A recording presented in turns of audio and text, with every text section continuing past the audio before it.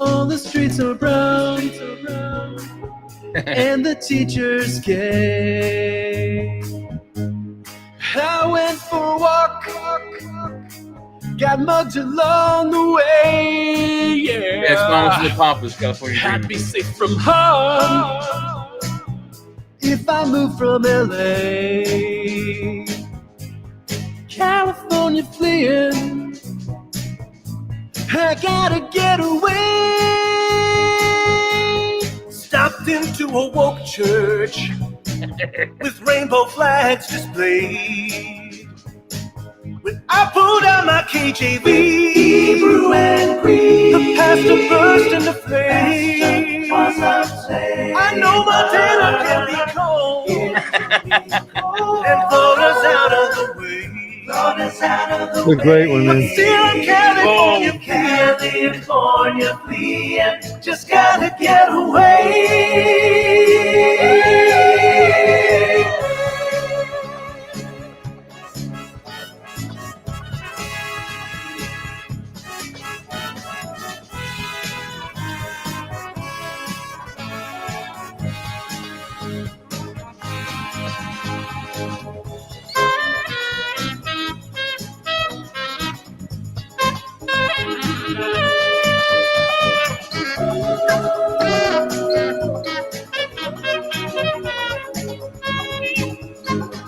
All the lights are down, the power's out today.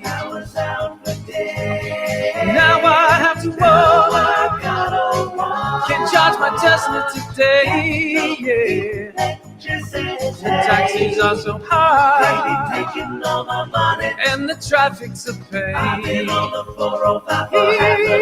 California fleeing, I'm fleeing. I said I gotta get away.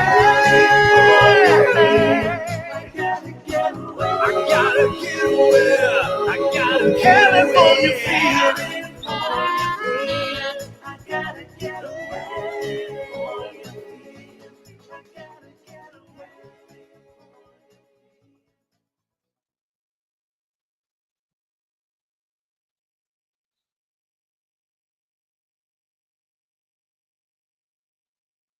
Hi, what you doing, Grandpa? Oh, I'm doing those too? No, you got to take it off. You got to take it off the screen. You won't let me take it off. Oh, sorry. That's like Get yours up there. Okay. Let's see. Anyway, guys, we'll be back in a few minutes. We're still rolling along. We have very large differences on healthcare. During the fight over the government shutdown, something beautiful happened. A special moment where Trump even used his X account to show the world this. Look, guys, there's no way to sugarcoat it. Nobody likes Democrats anymore. We have no voters left because of all of our woke trans bullshit. Not even black people want to vote for us anymore. Even Latinos hate us. So we need new voters. And if we give all these illegal aliens free health care, we might be able to get them on our side so they can vote for us. They can't even speak English, so they won't realize we're just a bunch of woke pieces of shit. You know, at least for a while until they learn English and they realize they hate us too.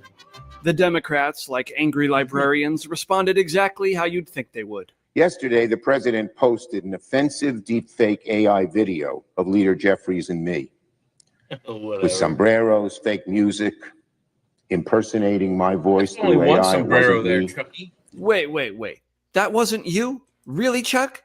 That looks and sounds a lot like you. This is Trump AI attack. It's a video. I'm not going to play the whole video because we don't find it meets our standards or is newsworthy. There's some breaking news here. MSNBC has standards. It's kind of incredible if you take 3 seconds to think about the insane shit they've broadcast. It's basically this ridiculous, hateful, kind of bigoted, doctored image. In the video, he has the politicians saying things they don't really say. So we're the news. We're not going to tell you what it is because it's false. We have that standard. It's hard to believe they can actually be that stupid, but it's possible. You have to assume this is extreme gaslighting at work here. The most concerning part of this is people watch this slop and believe it. It's a disgusting video, and we're going to continue to make clear bigotry will get you nowhere. We are fighting to protect the health care of the American people in the face of an unprecedented Republican assault. What does that shameful man do? Chiquita, After a meeting Chiquita. where you're supposed to be working out details, where you're supposed to be negotiating a deal, you post something that draws a sombrero and a mustache? Oh no, not a sombrero. No good troll could just let that one slip away. I don't know. For all the hate AI gets, I think we've found the perfect way to use it. I am not even Mexican. I don't know why President Trump keeps saying that shit. He needs to say it to my face, Holmes. And while we're at it, I'm getting really tired of all that dollar store Obama shit. It's getting old, homie. My name is not Dollar Store Obama. Okay, pendejo? Órale! Arriba! Arriba! Have you heard them ever talk shit. so much about a sombrero? Yeah, it's been a subject and really overused subject all day up here today. So, yeah, who knew, right? That you could get this kind of content and get this kind of vibe going about it. Yeah. And after all that was over, Trump posted photos of the Trump 2028 hats he gave to Hakeem Jeffries and Chuck Schumer. Reportedly, he also showed them his wall of president photos where Joe Biden's was replaced with an auto pen machine. We do a little trolling. It's called We Do a Little Trolling. Oh man. Oh, people, that's too much. We still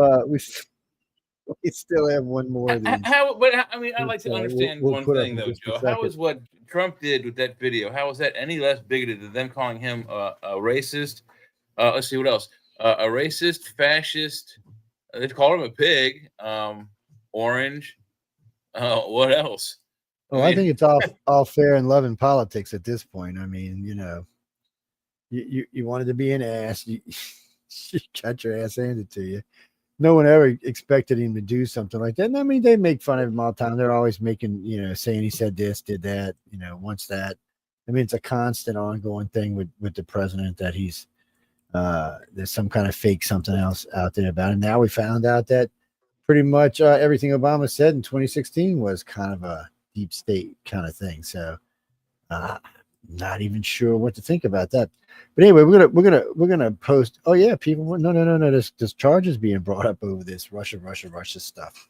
Oh yeah, Comey's someone's going to jail. Yeah, that's just one of many going here, man. They well, when you're the other side and you break the law a lot, sooner or later you're going to get caught, simply for the fact that once the other party takes over, especially when they have to keep complete control, they're going to dig into everything, and that's what's going on right now.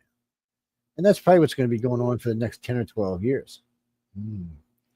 Well, because the Democrats have put themselves, they learned nothing from the last election. They're still off. But anyway, we'll get to all of that. Let's go ahead and cue this one up. And there we go. So that's that. He looks kind of cute in there, actually. And so let's go ahead and play that for everybody. Now, I haven't heard this. Oh, we may have to switch through this because it says 16 minutes. So we don't know if we're going to let all that go. Oh, yeah. Wow, that's a big one.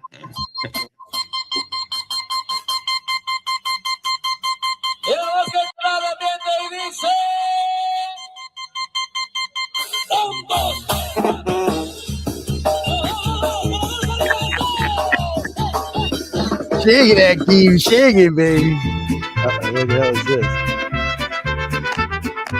Amigos? The Three Amigos. Don't you ever let anybody take your power from you. Yeah, baby. You have the same Oh, power yeah. before November 5th. And you have the same purpose that you did. I'm translating for the drunks. Hi, this is Taco Bell. How can I take your order? I love this. Donald, cut it out. It's me. You got to take down that sombrero meme. It's embarrassing me. Embarrassing? The sombrero makes Hakeem look better than ever. Donald, this is serious. Okay, I'll tell you what. I'll take it down if you reopen the government. Look, I need these illegals to have health care so I can keep eating Taco Bell without feeling guilty. There it is. You care more about illegals than you do our own citizens. You're cooking Americans the same way you cook your hamburgers. Raw, careless, and making everybody sick. I'm begging you, Mr.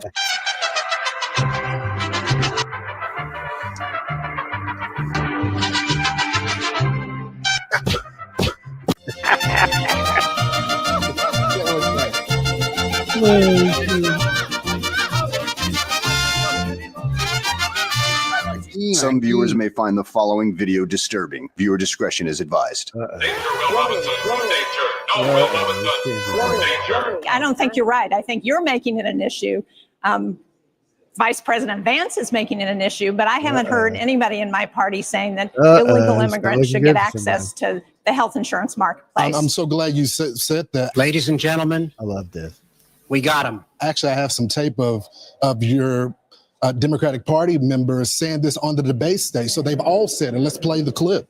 Let's play the clip, people. Well, Roll a it, lot of you have baby. been talking tonight about these government health care plans that you These are all proposed in Democrats, one by the form or another. This is a show of hands question, and hold them up for a moment so people can see. Raise your hand if your government plan would provide coverage for undocumented immigrants. Senator, that's literally every member of your party, from moderate to more Every member person. Every progressive, that have said that in the past. Yeah, I need man. What's happening? Bingo. Democrats trolling Trump with the taco truck. The DNC parking this truck outside the Republican National Committee in D.C. Trump always to chickens taunt out. Trump with his new Wall Street nickname, Taco, which means Trump always chickens Hey, out. Heidi. A reference to the many times that he has retreated from his trade war threats, right? Promising something and then lowering them without a negotiation. Pretty good at his trade Truck, wars. obviously featuring an image of Trump as a chicken. That doesn't make sense. Campaign on universal health care.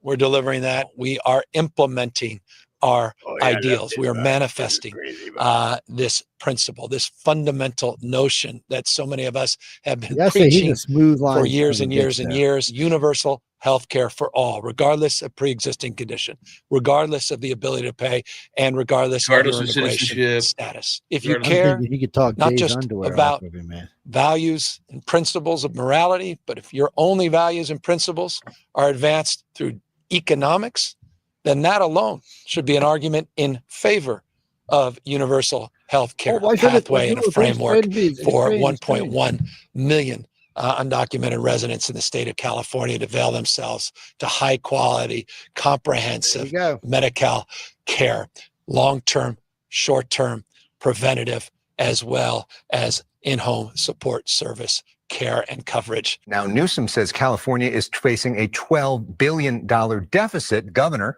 is proposing freezing enrollment in state-funded health care for undocumented immigrants. You know, when the program.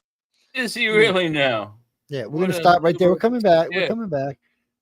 Anyway, we got to actually bring ourselves technically into the show. So let's remove just for just a minute. Welcome everyone to News on the Flip Side. A little different. I mean, new chat. I'm sorry. Beep, beep, beep, the chat. Welcome to the chat. Sorry, got the other show on my brain, but we're gonna be doing things a little bit different on here, I think, because I like having the opening links and all. They're a lot of fun, and there's so much stupidity going on right now. It's easy to come up with stuff like that. And who would have thought the president of the United States would have trolled two sitting senators with AI tech?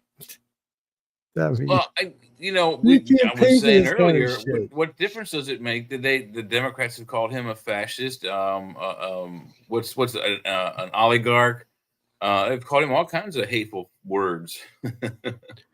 it's just too much. Lindsay, yeah, Messenger. No, I never think about it until after we're on the show. Sorry. Yes, I apologize. Ooh, I sent one to Aaliyah. Somebody needs to send me a thing doing it in the middle of the day and say, Joe, why don't you install Pal Talk, you asshole? I never think about it until we're Yeah, I on sent the her air. one.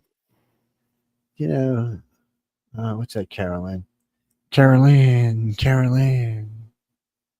Yeah, you know, like in the movie Poltergeist. Remember Carolyn? Yeah, Poltergeist? they're here.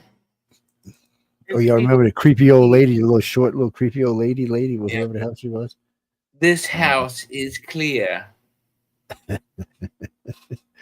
gonna let that. Actually, I think she said, "I do declare this house is clear," in her southern drawl.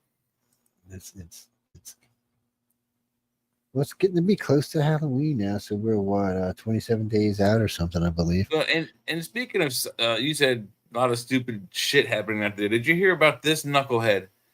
Drove her car into ICE agents with a assault with an M16 on the seat, passenger seat next to her. Well, she just wants to die. I mean, just people, when you want that, just shoot yourself. Don't go kill somebody else. Yeah, I mean, don't. In the end, You know, that's your you know how goal much is it to die. costs a taxpayer for one bullet? Plus, we got to pay for that guy to be out of work for a couple weeks till the investigation is over. What the hell? I mean, but I don't think she died. I think she got arrested. It's oh, I mean, come on, people. Think about somebody else besides yourself, for damn it. Commit yourself. When you start thinking about things like that, go commit yourself. Let them keep you for a couple of years. And get your brain on straight. First off, if you're a legal resident or you were born here, you don't have to worry about ICE. So why somebody who's not, wanted by ICE is worried about ICE makes me wonder what the hell's actually going on, because that doesn't even make any sense. ICE, I know people who work for ICE. They all seem like pretty good people. They're just doing their job. Look, everybody's got a job, and they got that job. A lot of times they got an easy job, but right now they got a hard job. Yes, it's one of those things. What am I doing for Halloween? I don't know. I don't know. Oh wow, this is actually worse than it sounded when I just heard the little blip. What? So apparently, an armed woman and several other drivers, at least 10 other vehicles, rammed and boxed in officers in where was this? In Chicago. Wow! And then the officers, fired back at them. Yeah. Officers need to be carrying slugs with them. Well, I mean, they were apparently boxed in by like a barricade of vehicles, 10 vehicles. Damn, people start taking their lives, man. That's messed up. This is turning into a third world country over here. And why would Chicagoans, excuse me, even be worried about immigrants? How many immigrants do you have in your city? 2? I mean, really? And I want to know who these people were who did this. They're going to all go to jail if they catch them. I mean, that's assault. That's a assault with deadly force on an officer. You going to jail. It's 15, 20 years right there. And since it's a federal crime, you can't even get some soft Chicago judge to let you off, because it's going to be one of Trump's judges. Yeah, you might be doing 30 years, you dumbass. Damn. Assault on an officer, the sentence is doubled automatically. Yeah. Sometimes it's. Well, they're not saying what her name is, but she drove to the hospital by herself after being injured. So apparently she got shot. What did you do? I ran over a Dragging bunch a car of into people. a police officer's vehicle in an attempt to box them in. And apparently some of the officers were in the vehicles and had to step out in order to return fire. She should have jumped out with the M16. Apparently she did. And she took some rounds, so and then drove herself to the hospital. Should have made sure she had some armor piercings in there, man. See people violent around. What do you mean I'm violent? No, I mean, if you're gonna do it right, or don't do it at all. I mean, come on. So one trained person could do a lot of violence. The guy in LA, in Las Vegas, he was going to try it, but I think somewhere along the line he might have started feeling a little guilty or something. He had the high perch, he had the right guns, they had the fuel tanks right there, so he was going to blow those up as well. Well, you see, Jack, there's a way to cheat on that. People's like, oh, it's not just easy just to blow up a tank full of gasoline. And that's true. It's not really. A lot of times bullets will deflect off of it, but what you do is you put armor piercing bullets in, and you go armor, you go armor tracer, armor tracer, armor tracer, armor tracer, armor tracer, armor tracer. So yeah, one of the traces will slip through one of the holes and poof. Yeah, poof. So yeah. So the thing about the conditions with liquid gasoline requires open flame to ignite. Open flame, like a flickering flame. The gas, however, the accumulated gases from gasoline require just a spark. But it's very difficult to generate a spark that lasts long enough to ignite a full oil tanker or gas tanker. I've seen, I watched in some stuff, some of the courses we went to, where they'd drop a match into a tank of gas. And of course, nothing happened, because it didn't catch it. But sometimes it'd strike it, and that was it. The whole area was like. Because the striking effect ignites the gases that have accumulated, which Yeah. requires a spark rather than open flame. But once it ignites the liquid fuel. So it's it's a strange thing. Well, no, see, if you're going to try to use gasoline as igniter, you're going to have to, you just got to know what you're doing. I'm not going to tell you to do that. That's just wrong to do. There might be some crazy fucker listening to the show or something. We don't want to teach them how to do it. There's this thing called the internet. If you want to become a labeled a bomber, then you go look it up on the internet. It's all over the place. You can find all that kind of stuff. Yes, we're not going to help you with that. But anyway, well, most I can't say for women, but for most young men. At least in the lost generation, the baby boomers generation, the X generation, and probably the millennial generation, probably all made bombs when they were kids from firework gunpowder. It's all of them did. I mean, all the kids I know did, and all the grandkids now did. It's just a thing, you get all the leftover, especially if you live in a neighborhood with a lot of fireworks. You get all the leftover fireworks, and you bundle them all up, and you just start peeling them, and then you can put your little pearl things in because they're going to ignite a certain way and stuff. And we didn't even do that. We just made our own version of gunpowder and created a bomb, and it worked. No, this was great because you knew what you were going to get out of that silver gunpowder. Yeah. People, it's always funny. So if you ever unwrap a firecracker, you'll notice there is there's like 4 hair strands worth of gunpowder in there. Yeah, there's very little in it. If a quarter stick of dynamite has maybe two pill-sized capsules worth of gunpowder in it. That's it, and they're powerful as shit too. Well, when we were kids, you could buy quarter sticks illegally. I mean, people started blowing shit up and because if you flushed them, they didn't go out, and they would blow up toilets and blow up pipes, and people started destroy the plumbing in a whole building. They would also blow off hands. We would start with little 1-gallon cans and go all the way up to a 55-gallon drum to see how far we could shoot something up into the air, how many of it would take. It's you got to be careful because kids are stupid, and sometimes it didn't blow upward; it just blew the pieces of the side of the can off. And then you got stuck by hunks of metal. Yeah, that's what I said. Kids are stupid. One of our favorite things when we were teenagers, we used to have RC wars. So we'd all sometimes we'd have BB gun wars, sometimes it'd be RC wars, sometimes it'd be both. Anyway, everybody would get a couple of 100-shot Roman candles, and you get them all hooked up to you and stuff. And then you have all your gear on, put your motorcycle helmet on, because we all rode dirt bikes, and pull it down, have this thing come out your neck, and just start shooting each other. It was insane, man. It was insane. Oh yeah, it was insane. It'd be Roman candle shit flying everywhere, man. Bouncing, you'd be running, you feel them bouncing off your helmet. It'd be good that you got a helmet on because your head would be as bald after that. Oh, it was. We had a lot of fun as kids, and nobody really got hurt every now and then. But the BBs were worse than the fireworks were, to be honest with you. I did see a friend of mine.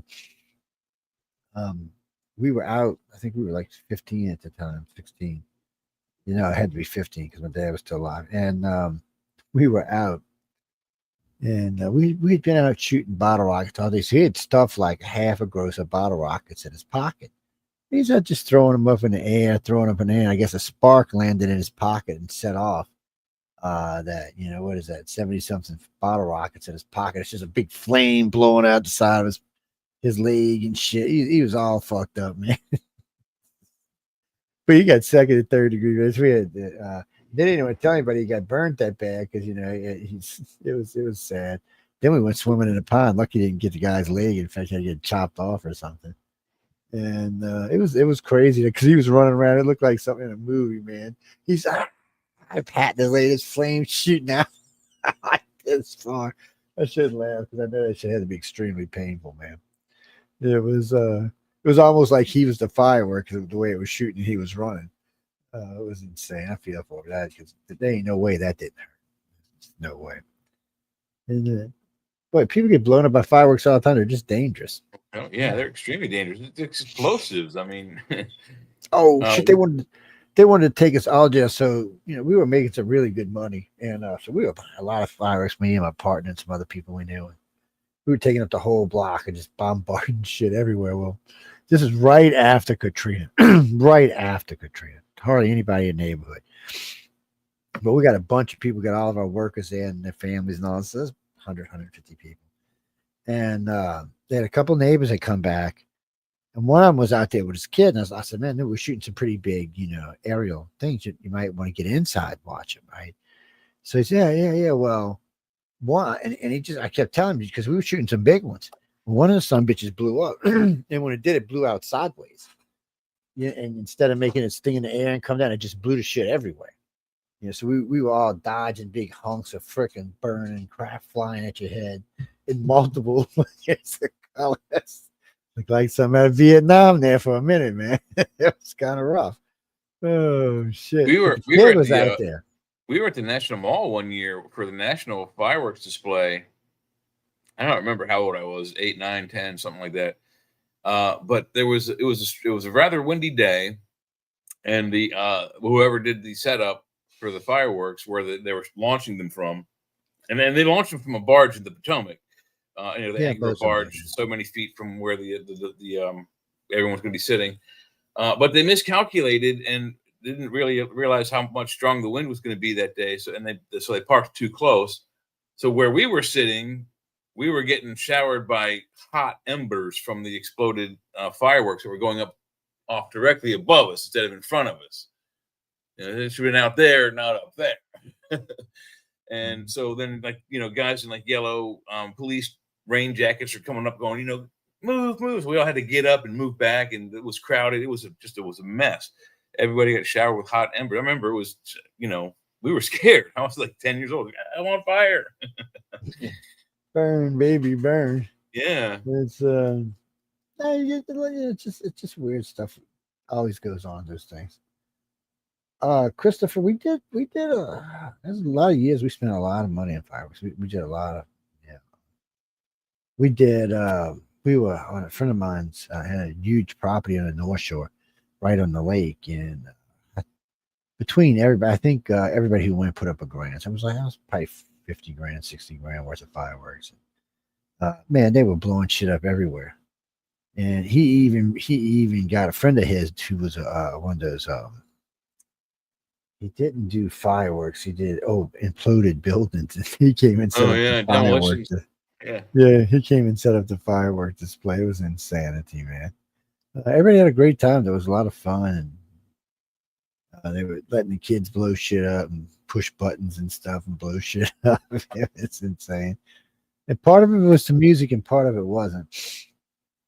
But now everybody wants to do the drone shows. And don't get me wrong, I like the drone shows. But not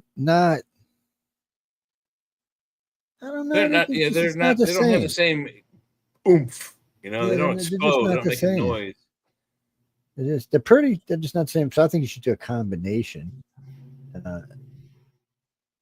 Actually, somebody tried doing that. Where was it? Seattle or somewhere. They tried to do a combination of fireworks and drones in the same show. And you can do it, but you can't have them close together. Well, these guys are trying to fly the drones up through the fire. No, not a good idea. Well, because on a couple of occasions you could see the firework melted into the plastic onto the drones. The drones cruising along in dark, trying to hide, but there's a hunk of fireworks stuck. With a firework on it, yeah. So it's glowing and blazing as it's going along. Yeah, it was stupid stuff. I like traditional fireworks. I like the drone stuff too.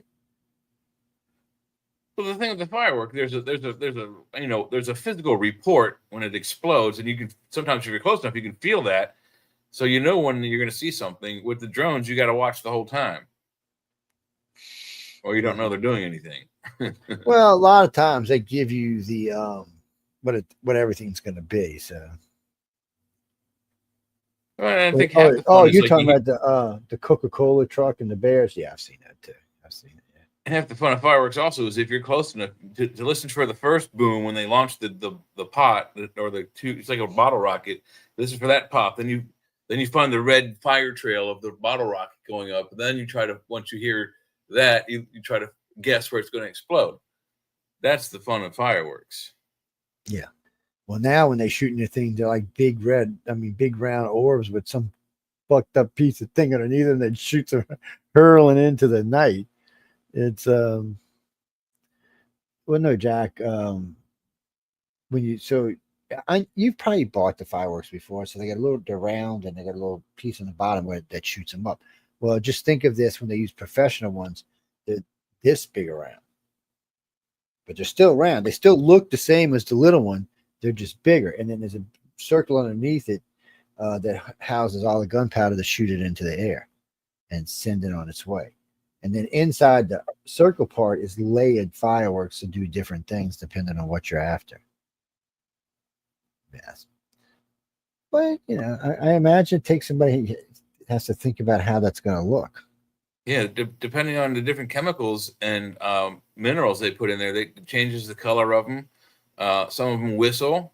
Some of them, there's those ones that I don't know what they call it, but it kind of does like a sunburst, and it goes and it fizzles away. So and it makes a distinctive noise. So fireworks, I think, have become way more advanced than when they, think about the first people that saw them were probably amazed out of their minds, but. From that first firework to today, I'm sure we're way more advanced. Oh, I'm sure we are, but they did some pretty cool stuff back in the day too. Lonnie. Sure. Peter Morehouse's old lady, yeah. Oh, it was just the way you wrote it, yeah. Well, I know you don't use his last name. Well, I know you do, but you don't. Yeah. Okay. Anyway. So what do you got for us? Type away while I'm stretching out and thinking, oh, I need something good. Yes, you know what I ate for dinner tonight, people? I shouldn't tell you this, but chili cheese dogs. Good ones too, but still. That's a question, how do you like your hot dogs? Do you like them boiled? Do you like them steamed? Do you like them fried? I mean, what is your favorite way for a hot dog? I'll give you mine. My favorite way on a hot dog is boiled. Steamed is okay too, but I prefer boiled. I don't care for steamed buns because they can get kind of soggy. A little gooey. Yeah. But I like yellow mustard and then brown mustard, ketchup, and raw onion. And if I'm doing chili, it's chili. Well, no, it's ketchup, mustard, onion, chili, and then cheese. Well. So down here, places like Bud's Broil, I'll fry them. So I got hooked on fried hot dogs when I was young. Deep fried? That's not bad. No, not deep fried. No, fried. Oh, just fried. Oh, in a frying pan. Okay, yeah, that's good too. Fried, My mom used to fry them in a frying they pan. can be on a barbecue pit too, as long as they're blistering on both sides and they got a little char to them. Yeah, because it adds a little flavor to them. So, it does. I'll throw that down. Well, actually, I'll throw some cheese down. Then I'll throw that down, so that way the hot dogs melt into the cheese. And then I'll throw it if I'm gonna use a condiment, but I usually don't. It's usually just chili, maybe some onions. Every now and then I might throw on a yellow or a brown mustard, depending on what kind of mood I'm in. But that's about it. And they're good, man. You like them? I make homemade chili. Welcome, folks, by the way, to the food porn segment of tonight's show. So we've been teaching how to do fireworks. No, we have not been teaching how to blow shit up, people. No. We don't. Hey, yeah, I mean, blowing shit up it's hard work, so you got to eat and be fit. So why not have hot dogs? What do most people do on 4th of July? They light things that explode and cook hot dogs. Well, there's an actual connection. So What do you mean, Denise? So you can fry a steak. You actually can fry a steak on the top of the stove in a stainless steel or in a black skillet, and they will taste different, by the way. Or you could brown them on the top of the stove in either skillet and then pop them into the broiler, which actually changes the flavor as well. But if you really want to get a flavorful steak without using a bunch of seafood, just salt and pepper, it's best to do it on a barbecue pit on an open flame. It'll add so much flavor. You don't need all that garlic and all that other stuff. It really it's a much better flavor. I cook on both gas and charcoal. Yes, I have a gas pit, a decent one. Matter of fact, we used it for 2 years after Hurricane Zeta, because Zeta wiped out part of the electrical system of my house and blew up some of the appliances. And there was a back order for my appliances, so we bought this barbecue pit. And look, I didn't know you could bake on barbecue pits. You can do everything freaking barbecue pits. I made turkeys on them. I made pies on them. Yeah, some of the outdoor barbecue setups we had at the Home Depot. I mean, they were expensive, like $7, $8, $9, $10, and up $1,000, $20,000 and more. Especially if you get the really big labs. But they had one that was like an outdoor Italian restaurant. You had a broiler. You could broil steaks. And I think the way they had it was actually more of a salamander. You know what a salamander is? Yeah. Okay, so it's like a salamander heater. They had the traditional grill, 6-burner grill. The next to that had a wood pizza oven, and it's all built into like brick pavers and stuff. And it's like really, really, really cool outdoor, kitchen scenes, but not cheap. No, it's not. But as long as I've got like a maybe double or double triple grill setup with at least four sets of burners, the long burners, I'm happy. I can cook quite a bit of food on that. I think last time I crammed on there 14 ribeyes, nice size ribeyes too. So, and then they got the top one where you put the garlic bread up there and let the garlic butter drip down on top of the steaks. Because usually just before I'm going to pull the steak, I make this special garlic and butter sauce with little chunks of butter left into it to melt a little slower. And I just put it on one side, just watch it flame up and get all in the steak. And then I flip it and do it again. And right as I take it off and to set it in the plate to rest, I pour some more on top of it and then let it sit on the side for a minute or two. Oh yeah, my brother makes this peppercorn drizzle, and I think there's a lot of butter in it, but it's like 2 pounds of freshly cracked pepper. So like, every Christmas he's like, all you hear is, and then he's like, he'll call me into the kitchen like, here, hold this, and I'm like, when can I stop? My wrists are hurting already. But it's really good. I mean, it's the same idea. I mean, I am of the philosophy. This is how my steak goes. Boom, 7 minutes, flip, boom, 5 minutes, maybe 6 minutes, and then boom, onto the plate. And then maybe a dollop of butter on top. And then, of course, there's salt and pepper on the skillet for both sides. That's it. And then I might dip it. I might dip it in a sauce béarnaise. I might dip it in a what do you call it? Not a chutney. There's hollandaise. The horseradish sauce. I love horseradish sauce, but that's it. But you need nothing else. I prefer a horsey sauce for like a prime rib. Yeah, I do too. But it's good on other steaks as well. Well, it's good. I mean, you can use it on other steaks. There's nothing wrong with that. It's just, but it's really good on prime rib for some reason. Oh, I agree. Prime rib is one of my favorites. About favorites. that crispy outside of the prime rib and nice soft. Ooh, man, that shit's good. Jack, prime rib is ribeye. Sorry, yes. Yeah. Yeah, ribeye. Ribeye is probably one of the best steaks and one of the least expensive steaks you'll find if you go out to if you go to any steak place. The ribeyes and your New York strips are going to be like the middle of the road. It's not too expensive. So down here you can get a sirloin, which is going to be the cheapest steak on the menu. They usually, for a decent size, let's say 12 to 14 ounces. It's going to run you probably about the same price, about 14.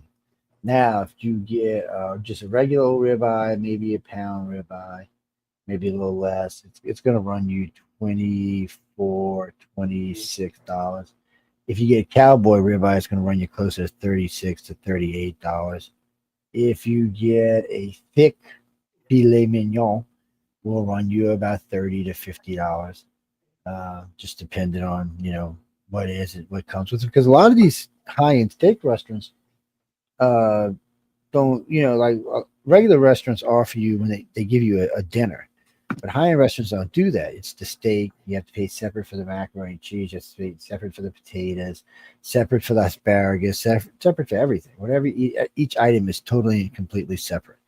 Well, I mean, if you go to some of the steakhouses, I've noticed they are fairly similar. Whether it's Texas Roadhouse, Longhorns, whatever. They have various different meal packages. Like there's a steak and one vegetable. There's a steak and two vegetable. A steak and two vegetable and a bread. They're considered middle of the road steakhouse, and which is I like both of them. I used to like Outbacks when they first came out, but they got crappy after a while.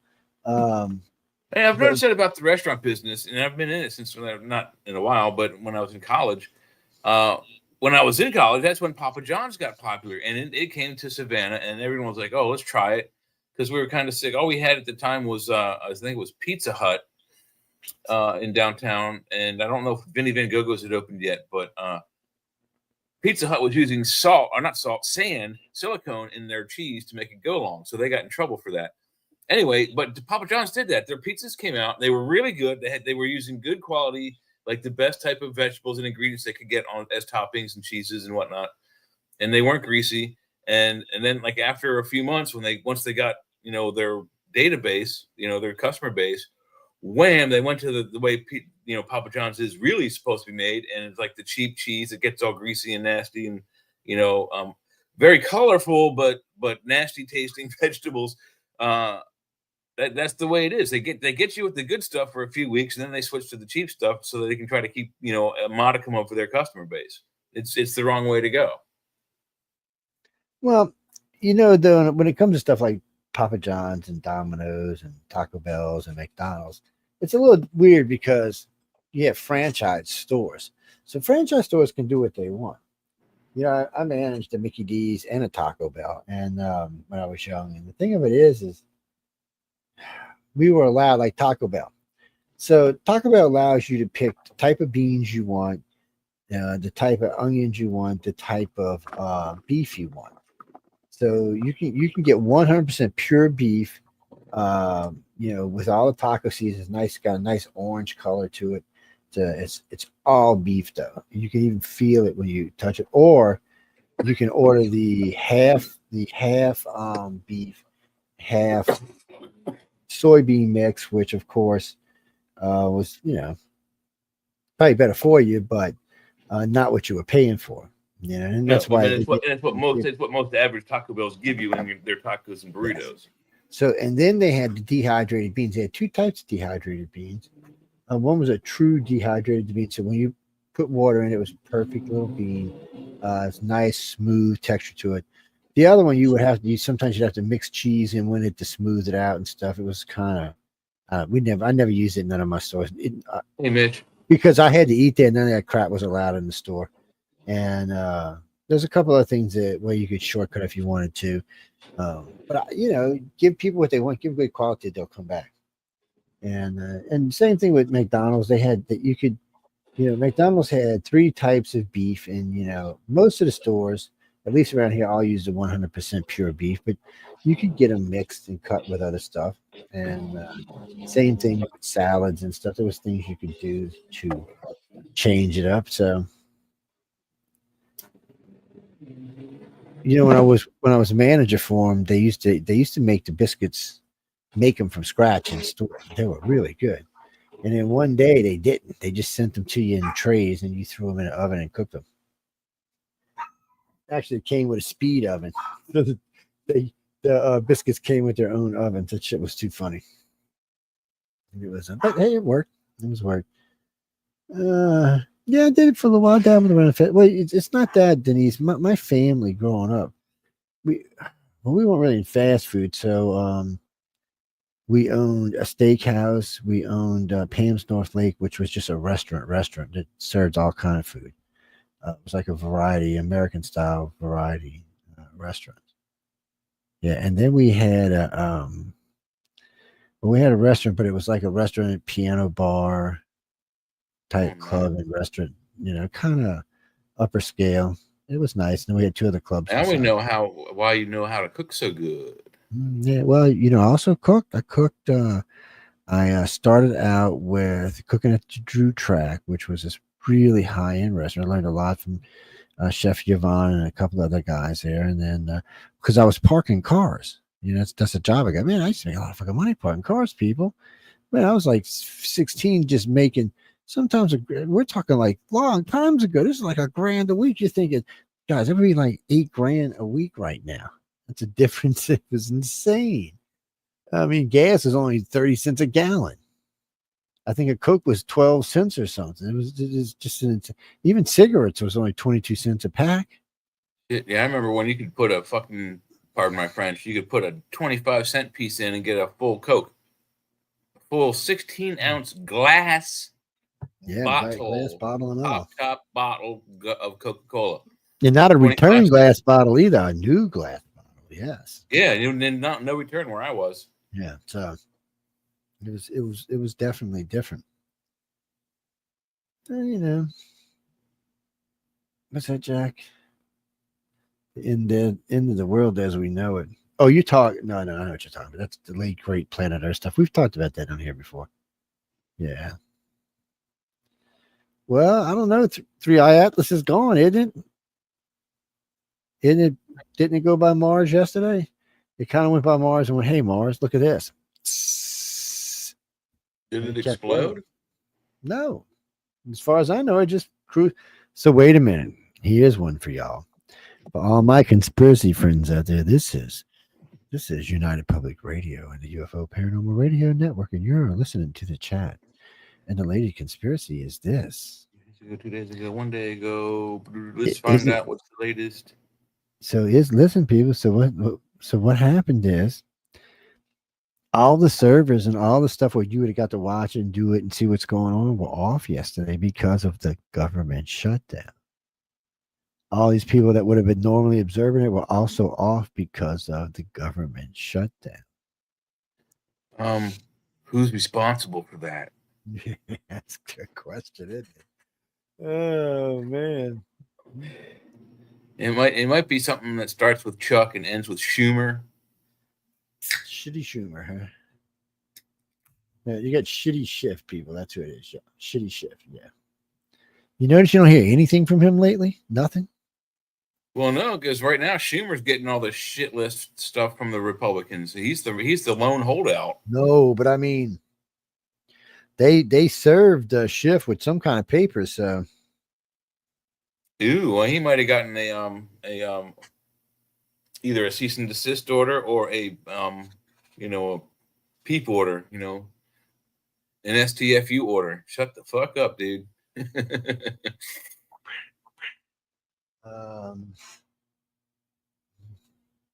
Anyway, we're gonna go back to playing this clip. We're gonna go to break because it's 2 minutes till, so we're gonna take a break. But we'll take a break with this clip we have right here because I do believe there's still where's it at on my 10 or 12 minutes left on it. Let's see if I can find it. I'll let you know. What's it, Denise? No, I don't want to. Well, actually, we'll probably go about 8 minutes, and then we'll come back, and we'll still have about 4 minutes left on this piece. So the whole thing will get played tonight. But You just eliminated it. Do what? You just stop sharing it. What do you mean we just stopped sharing? You click something and it's gone. I ain't even yet. No, where are you at? Let me see. I'm on the main page. I'm on the studio, and it blipped away.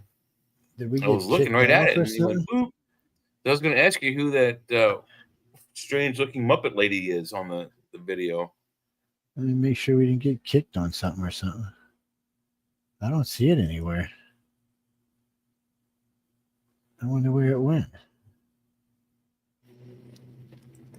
I think you recently closed tabs. Maybe you just recently closed it, and then you can reopen it. I'm just waiting for these slow ass things to pick up. No, here in slow mo. That's. Oh, I guess we'll have to play that if that other one isn't ready. But it's only 2 minutes. We got some sexy stuff to play for you ladies out here in a minute. Maybe, I don't know. What the hell's going on?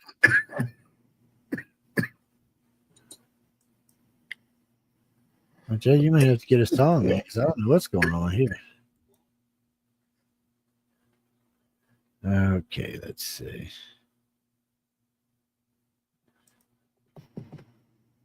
Okay. Yeah, I don't know. I don't know where anything. I see Greta Thorne up on my screen, but I don't know what she's doing up there. Yeah. Well, I guess we just got kicked from that because we're still on everything else. Yeah, we're on. It's just that website is no longer being shared on air. You blipped it away somewhere. Oh, they signed a deal today?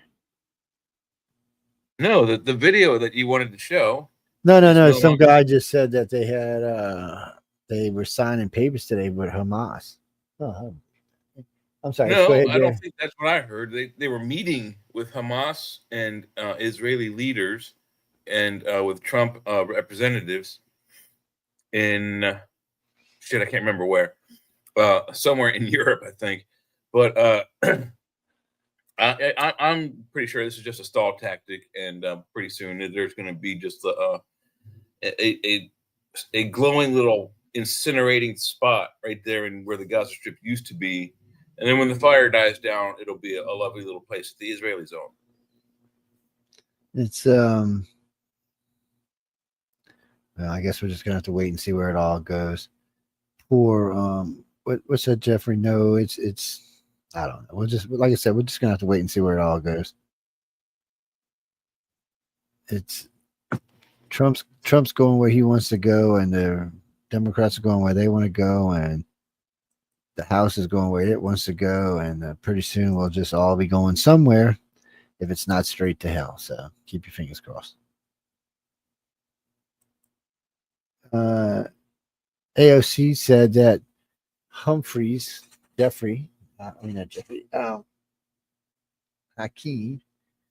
she said for him to hold tight against the line. Yes.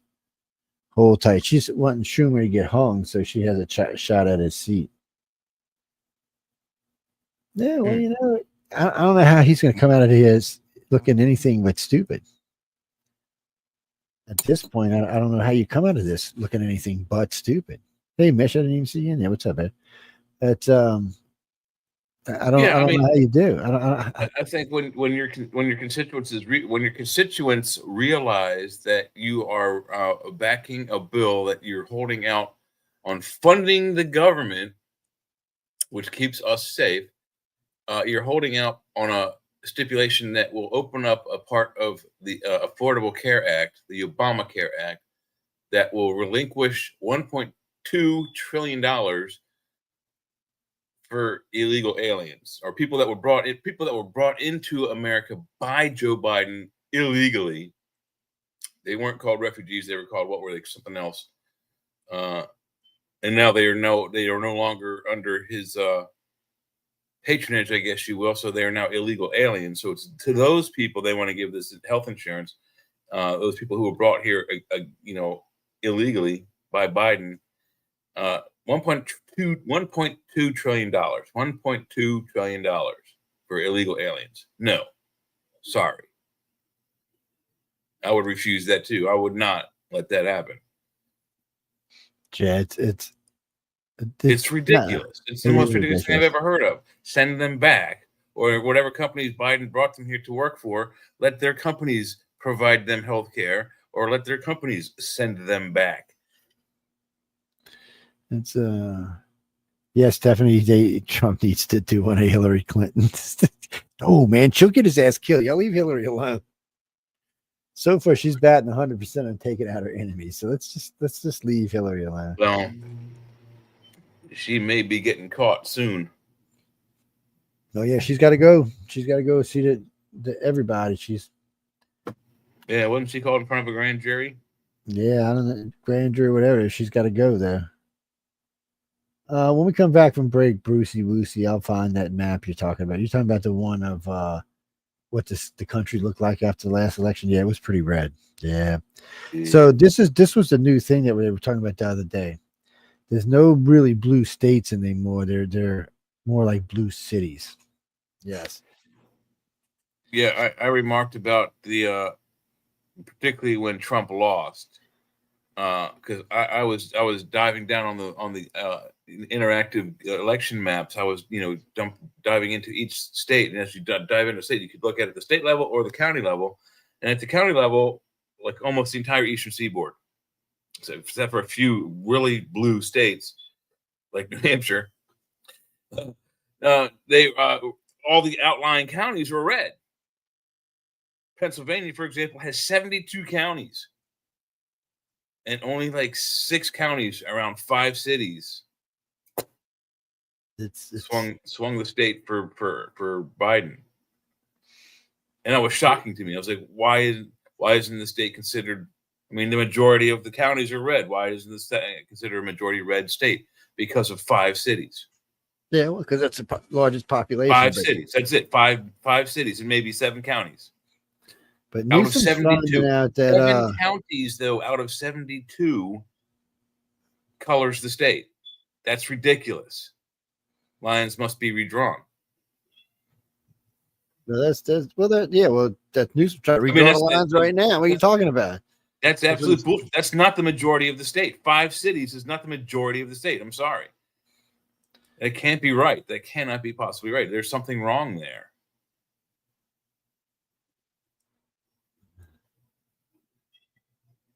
It's it's hard because like how many people live in New York State? 22 million. In the state, 22 to 30 million, something like that. Yeah, about 21, 22, because Florida's bigger than it now. So about 8 million of them live in New York City.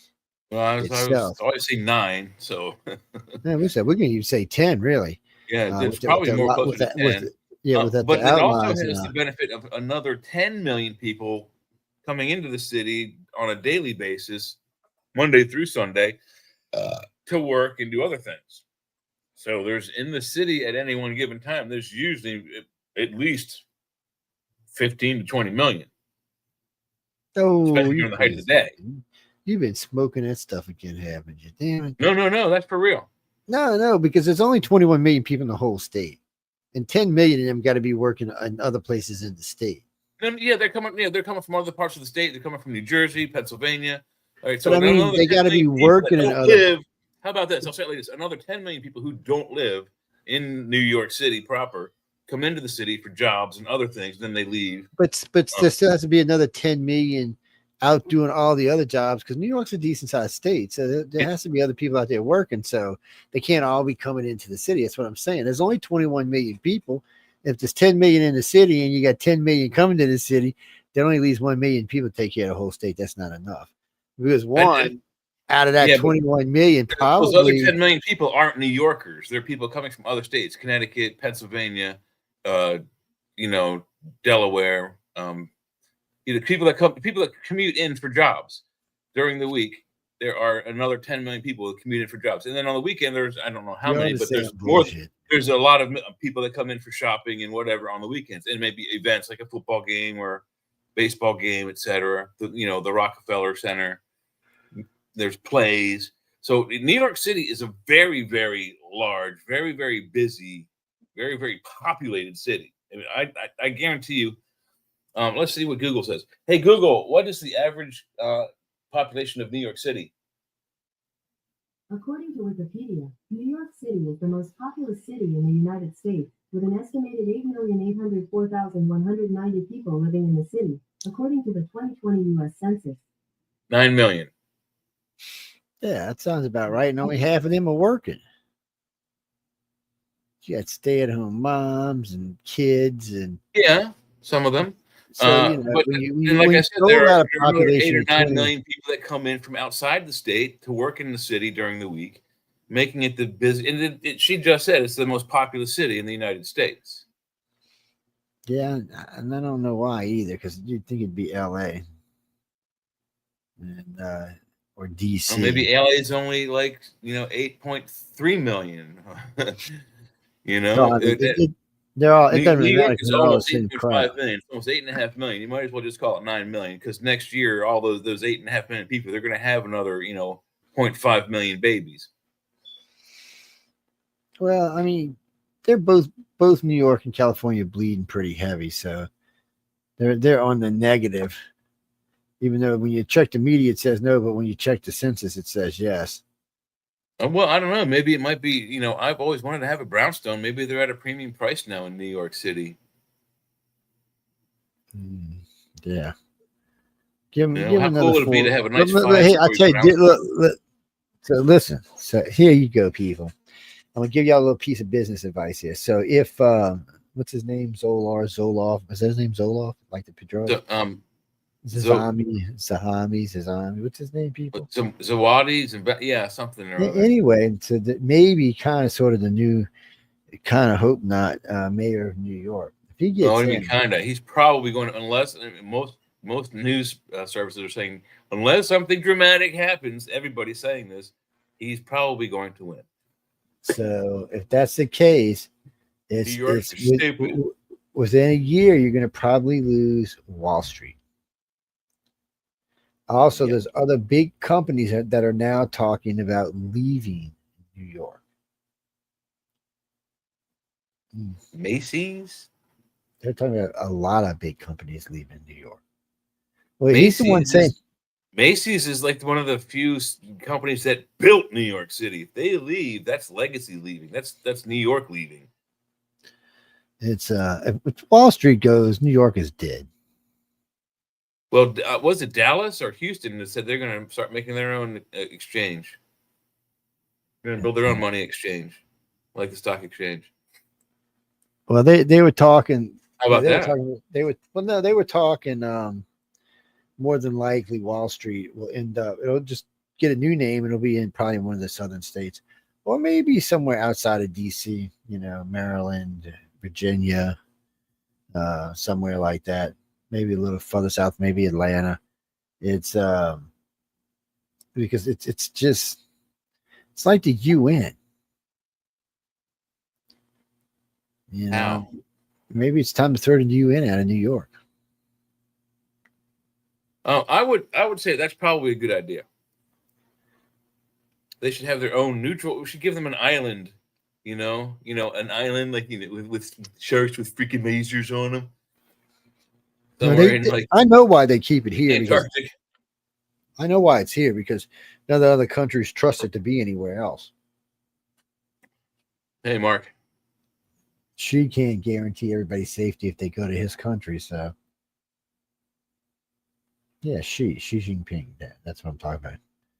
Xi Jinping, yes, he is. Well, somebody wrote to me. Somebody, I don't know. You have to ask. Somebody. Hey, Google. How old is the president of China? Xi Jinping is 72 years old. 72 years old.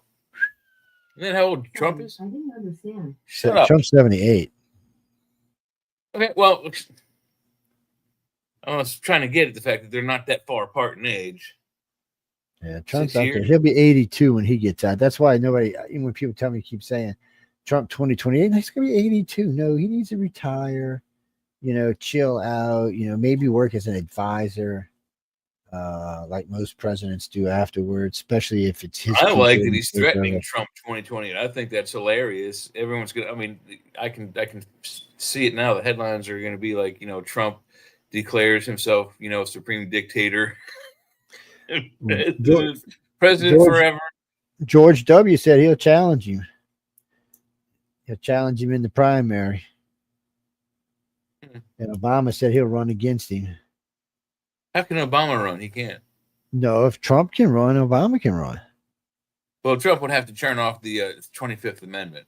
What I'm saying is no, 25th Amendment's when you're crazy, or you're incompetent, or is that the 24th? Yeah. Anyway. It's one of them. If Trump could run in 2028, that would mean any two-term president could run as well. If Trump turns off the amendment, so George Bush, I don't think Trump can. I think Congress has to do it, but they, you know, I don't know how many. If it's got to be a full vote or a partial vote, I don't know how that works. Is it? It's to be a full 2/3 vote, sure. You know, so is it? Yeah, is it 60 in the Senate or 51? Because they got what they need in the House. Trump reposts humiliating AI video of Chuck the Clown Schumer. Yeah. Truck. You know, he should probably, you know, just to be a dick, and you know he's good at it. He should just, every time they call him a fascist, put it up. Every time they call him arrogant, put it up. Every time they call him an asshole, put it up. You know. Let's see, where is this at? Let me see if I can find this clip. I know, Mike. Well, we're supposed to be at break right now, but I lost the clip we were playing to go to break. Wait, what's this guy saying? Huh?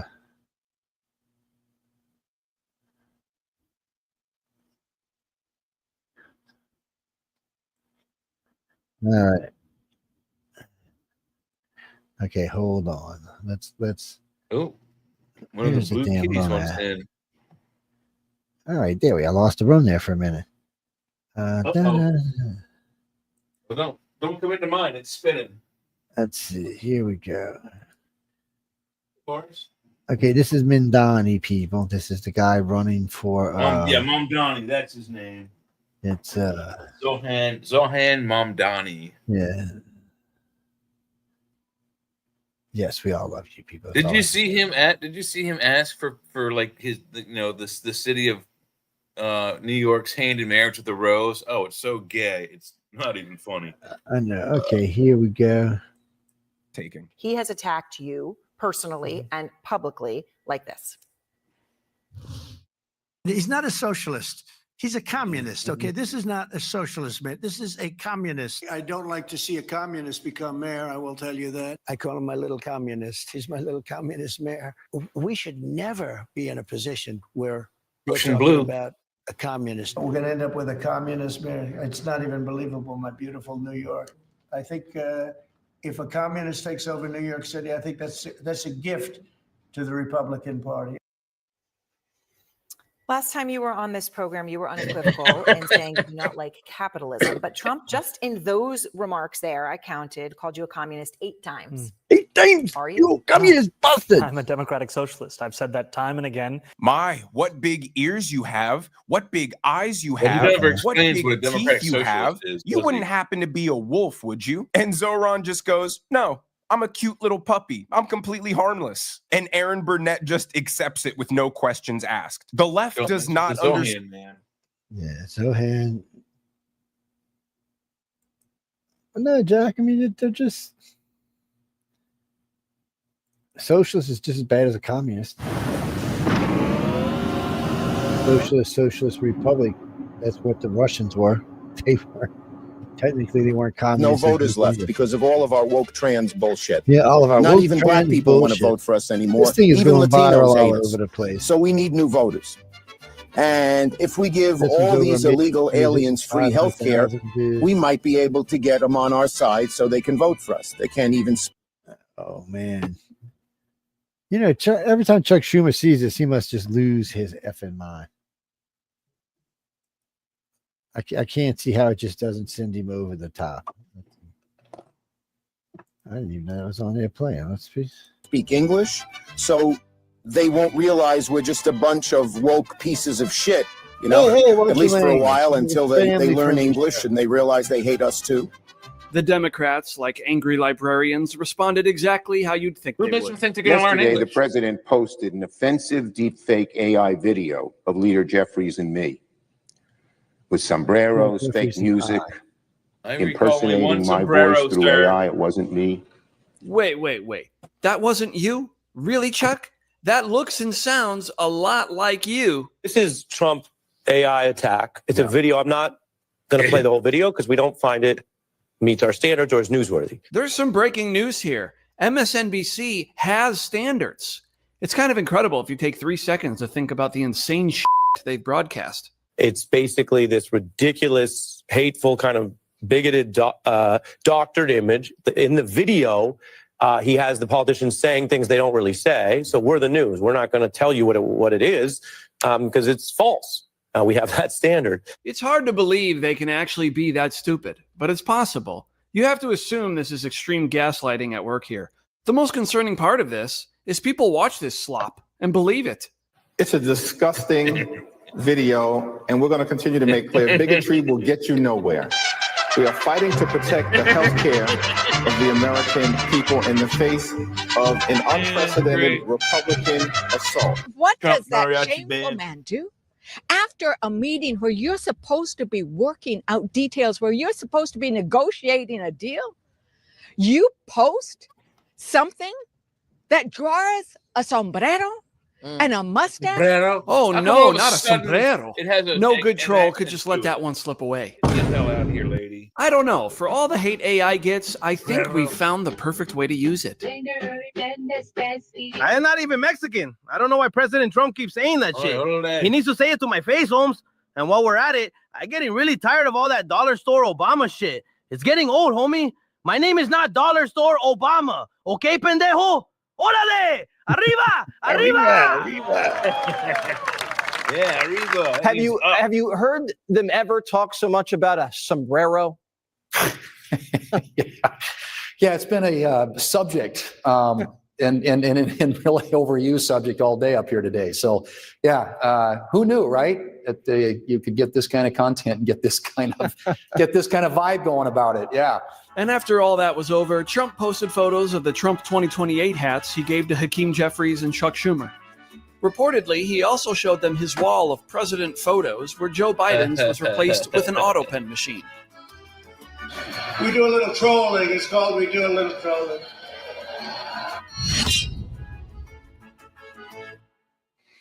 Are you like the millions of Americans who have recently opened up their auto insurance bill only to ask the question, what the heck's going on? Nope. My insurance bill said F off. I thought I heard a cat there for a minute. I was like, where the hell a cat comes from? Oh, there's cats in this room, but none of them made any noise yet. I heard it from the other ear. President Covfefe, our great Republican leader. Pigs, dogs, slobs, He's heard and her career so disgusting bad for animals. so long she finally Your came Twitter back. account Only is Rosie several- O'Donnell. Yeah, it was. It's only Rosie O'Donnell. She tried to get all serious with the president. I mean, I don't know what she thought she was doing. Amazing. That is such a perfect. There is no way to get out of that question. No one other than Trump would have gotten out of that question. I am the chosen one. Somebody had to do it. And even if he said nasty things about other women, it doesn't matter. The crowd doesn't care. The fact he leans in, he goes, "Yeah, he got that feud with Rosie O'Donnell. She started it." He is on a multitude of levels. He's the moral authority. Left the first wife, had an affair. Left the second wife, had an affair. Had kids both times, but he's the moral compass for 20-year-olds in America. That'll sit and spin, my friend. So he finished it without question, but she started it. And so it's the only way out. You say, only Rosie O'Donnell, to make another joke about it. You once said that using the debt ceiling as a negotiating wedge just could not happen. You said that when you were in the That's Oval when I was Office. president.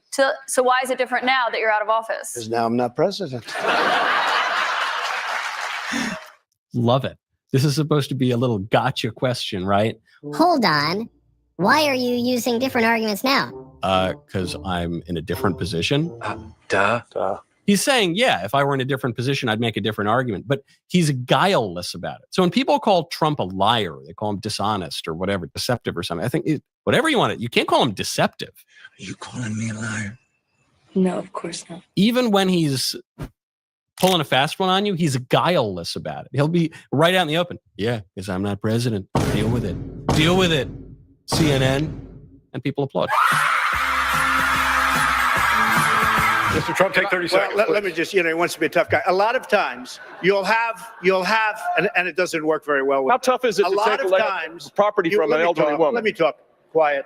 How tough is it? A lot of times, that's all of his donors and special interests out there. So, that's what it is. A lesser Schumer would have really worried about losing the audience. Trump wisely recognizes in these early GOP primary debates back in 2016, before he took over the party, he could never win over the crowd because the crowd was made up of the GOP establishment types. And he was on stage with, 15, 16 other candidates? So Trump wisely decides, okay, I'm not going to win the crowd in the room. I'm going to win the crowd at home. And it totally paid off. Trust me, I'm like a smart person. And it wiped out so much of the influence of that GOP establishment base. Next one. His visceral response to attack people on their appearance, short, tall, fat, ugly. My goodness, that happened in junior high. Are we not way above that? Would we not all be worried to have someone like that in charge of the nuclear arsenal? Mr. Trump. I never attacked him on his look, and believe me, there's plenty of subject matter right there. That I can tell you. This is one that I think get back to a lot. Come on, let's get moving. Hurry up, what do you think I'm paying you for? You don't pay me. We don't even exist. We're just a clever visual metaphor used to personify the abstract concept of thought. One more crack like that and you're out of here. No, please, I have 3 kids. You have Rand Paul making a good point. If you're thinking about buying or selling a house anywhere in or around the Emerald Coast area, including the blue areas on this map, here's how to ensure that you're seeing every house as soon as it's available. Because did you know? Rand Paul making the point, hey man, should we really be attacking people on their looks? Isn't this beneath us? But he does it in his Rand Paul way, which is, now listen here, come on, why are we, So Trump, rather than acquiescing and saying, okay, you're right, Rand, you're actually making a good point, he decides, no, this is a great opportunity for humor. It's a joke. It's not a fake news. God, it's a joke. Because Rand kind of talks like this, and he's a very principled politician, very serious man. He's not so quick with the jokes, okay? And humor can really win over a lot of voters. So Trump says, okay, even if Rand's making a good point here, I'm going to agree with him because he is making a good point, but I'm going to wallop him with that humor. I can't believe you've done this. So in so doing, it's just so charming. I wouldn't be surprised if he charmed Rand Paul with that answer. Right now, go to expressvpn.com/Michael Knowles Show. Using the internet without ExpressVPN is like having a first aid kit, but not keeping it stocked. What's the point of that? It'd be crazy. Most of the time, I guess you'd be fine. But what about if you suddenly get into a horrible accident and there's nothing in your first aid kit to help you stop the bleeding?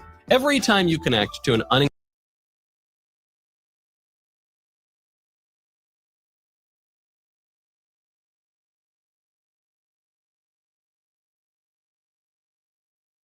No voters left because of all of our woke trans bullshit. Not even black people want to vote for us anymore. Even Latinos hate us. So we need new voters. And if we give all... Believe it. It's a disgusting video, and we're going to continue to make clear bigotry will get you nowhere. We are fighting to protect the... You could get this kind of content and get this kind of vibe going about it. Joe Biden's was replaced with an auto.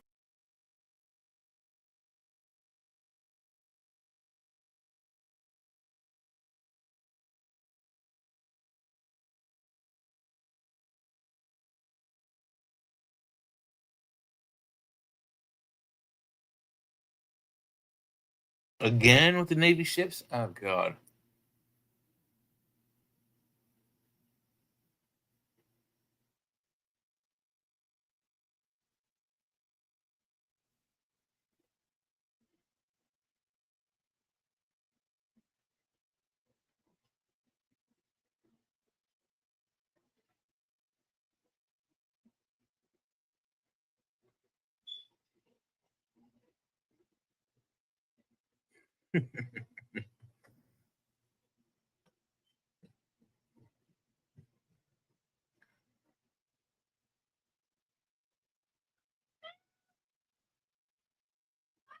You gonna put one up, Jojo?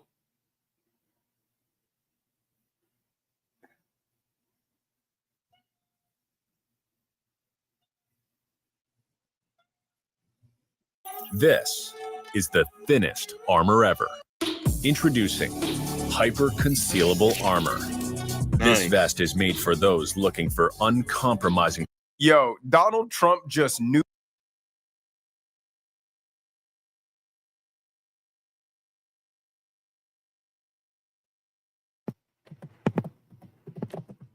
Hakeem Jeffries and Chuck Schumer into oblivion, mocking their ridiculous threat to shut down the government unless illegals receive their Democrat-promised free taxpayer-funded health care with the most hilarious video you have ever seen. This absolute humiliation causes Hakeem Jeffries, Walmart Obama, to go on MSNBC and cry and beg Donald Trump for mercy because he knows Trump isn't just beating them politically, he is beating them culturally, demoralizing the Democrats with every move and draining their very life force and Hakeem Jeffries. Look, guys, there's no way to sugarcoat it.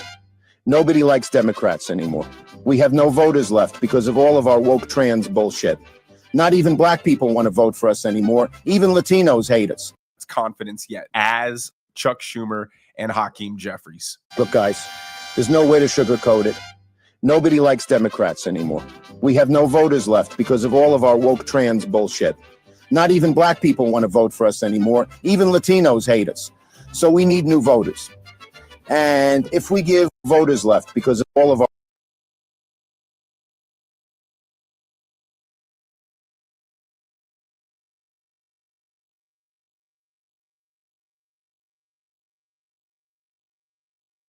woke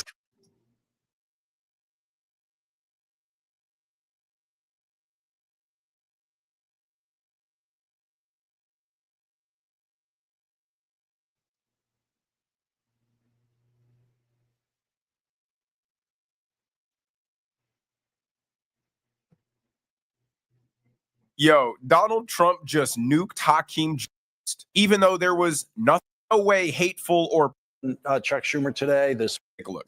I'm not showing this video that Donald. bunch of woke pieces of shit, you know, at least for a while until they learn English, as they hate us too. Please smash the like button if you love. At least for a while until they learn English and they realize they hate us too. At least for a while until they learn English and they realize they hate us too.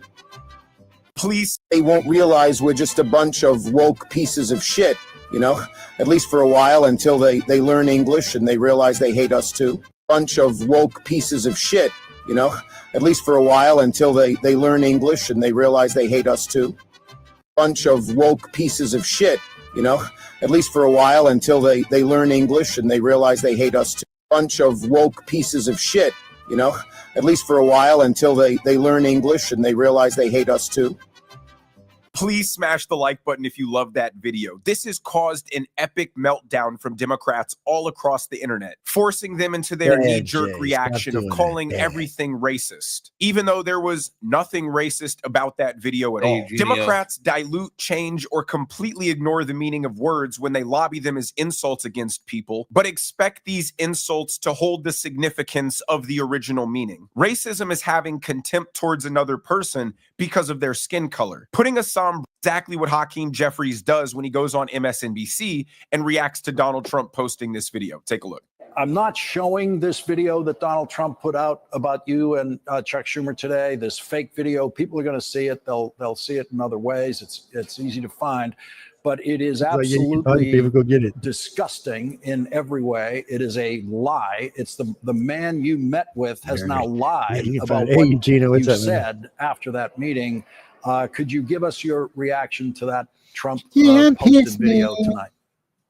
It's a disgusting video, and we're going to continue to make clear bigotry will get you nowhere. We are fighting to protect the health care of the American people in the face of an unprecedented Republican assault on all the things: Medicaid, Medicare, the Affordable Care Act. Republicans are closing our hospitals, nursing homes, and community-based health clinics, and have effectively shut down medical research in the United States of America. Fake Walter Cronkite didn't want to play the video because even he knew that his audience would find it hilarious. If I told someone I don't like you because of your skin color, that would be bigotry. If I said this particular group of people are less, NBC host has no problem showing this. I see, as you've been speaking on social media just after I started this program tonight, that you posted on social media something that's real. And you simply, apparently in replying to Donald Trump, you posted what's up on the screen now, simply saying this is real. And there's Donald Trump with his arm around the guy who said he was Donald Trump's best friend for 10 years, a trafficker and children, Jeffrey Epstein. Is that going to be your full reply to Donald Trump on the fake video he put out about you and caricaturing you in that video? Yeah, Leader Schumer and I will have more to say about this issue. But again, this is all designed to be a malignant distraction from people who are determined to continue to rip healthcare away from the American people. And Democrats are resolved to stand up for it. They are lying about what we're asking to do. We've made clear that federal law currently prohibits undocumented immigrants from receiving comprehensive Yeah, you're looking to turn it back on. We're not stupid, you idiot. federal You can say that all you want, American tax Hakeem, dollars. buddy, but there's too many And on no there one is already. asking to change that law. So this is the talking point That's that not Democrats true. are running with. It's against federal law for illegal immigrants to receive benefits. Yeah, just like it's against federal law for illegal immigrants to break into the country, yet they still do it. Not to mention, when you categorize millions of illegal immigrants as asylum seekers, then they conveniently do have access to free healthcare. Not to mention, most of these illegal immigrants flood to sanctuary states that, in fact, do provide state benefits to illegals against federal law and then get reimbursed by the federal government. And then there's the rampant Social Security fraud and identity theft that allows illegals to claim benefits that way. And Hakeem Jeffries knows this. Did you guys see the story of the superintendent of the Des Moines, Iowa County School Board, who was an illegal immigrant with a deportation order from the Biden administration,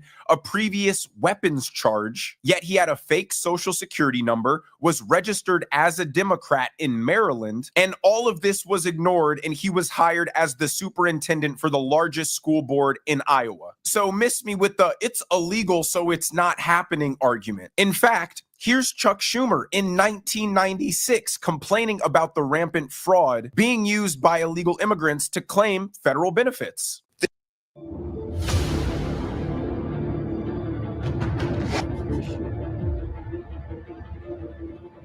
This is an anti-fraud amendment.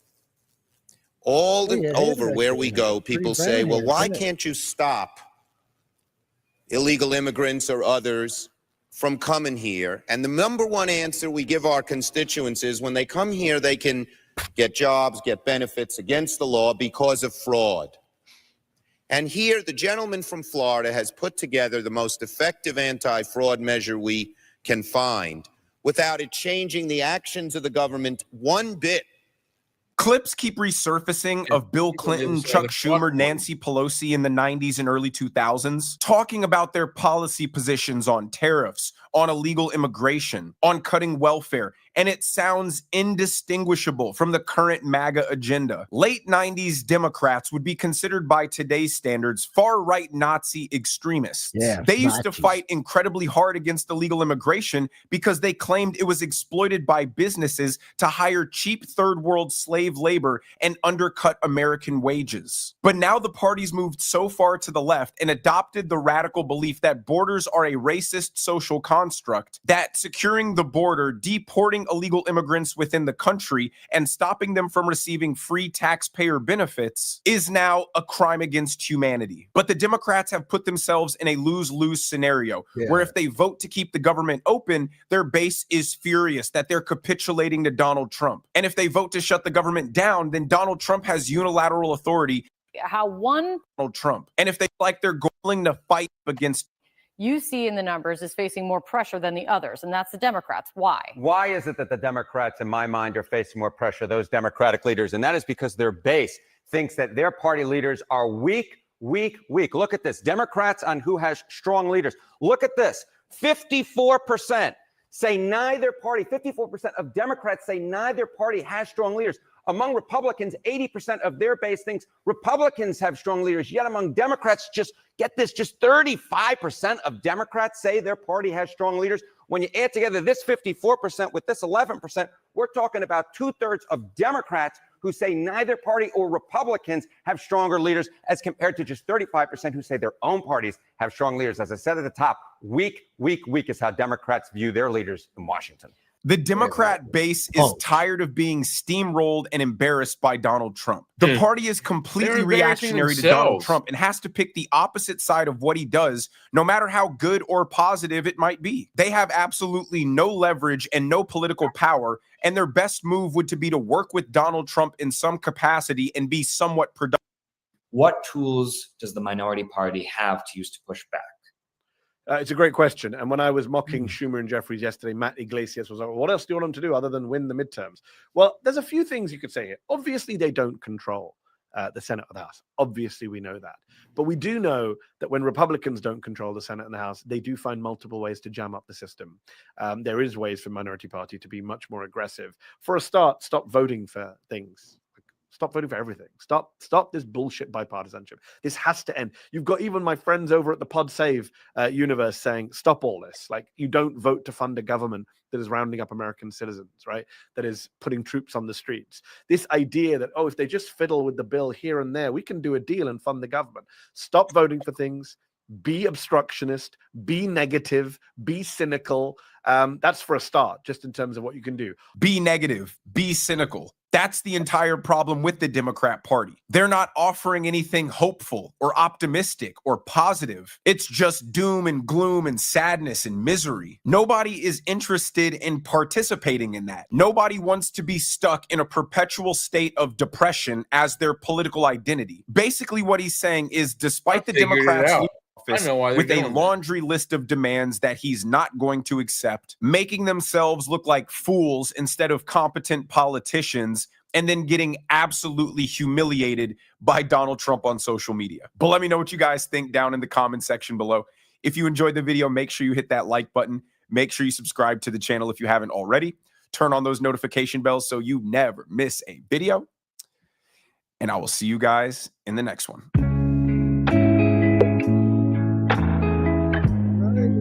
Young man, you tell him, young man, you put on the bullshit. I just figured Chicago's Mayor Brandon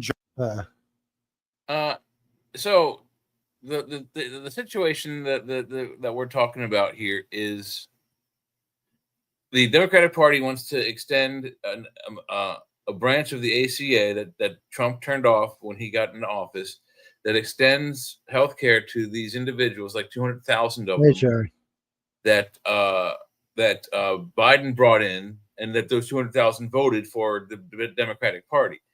That's why they're doing that, because they're losing constituents. They need those 200,000 votes.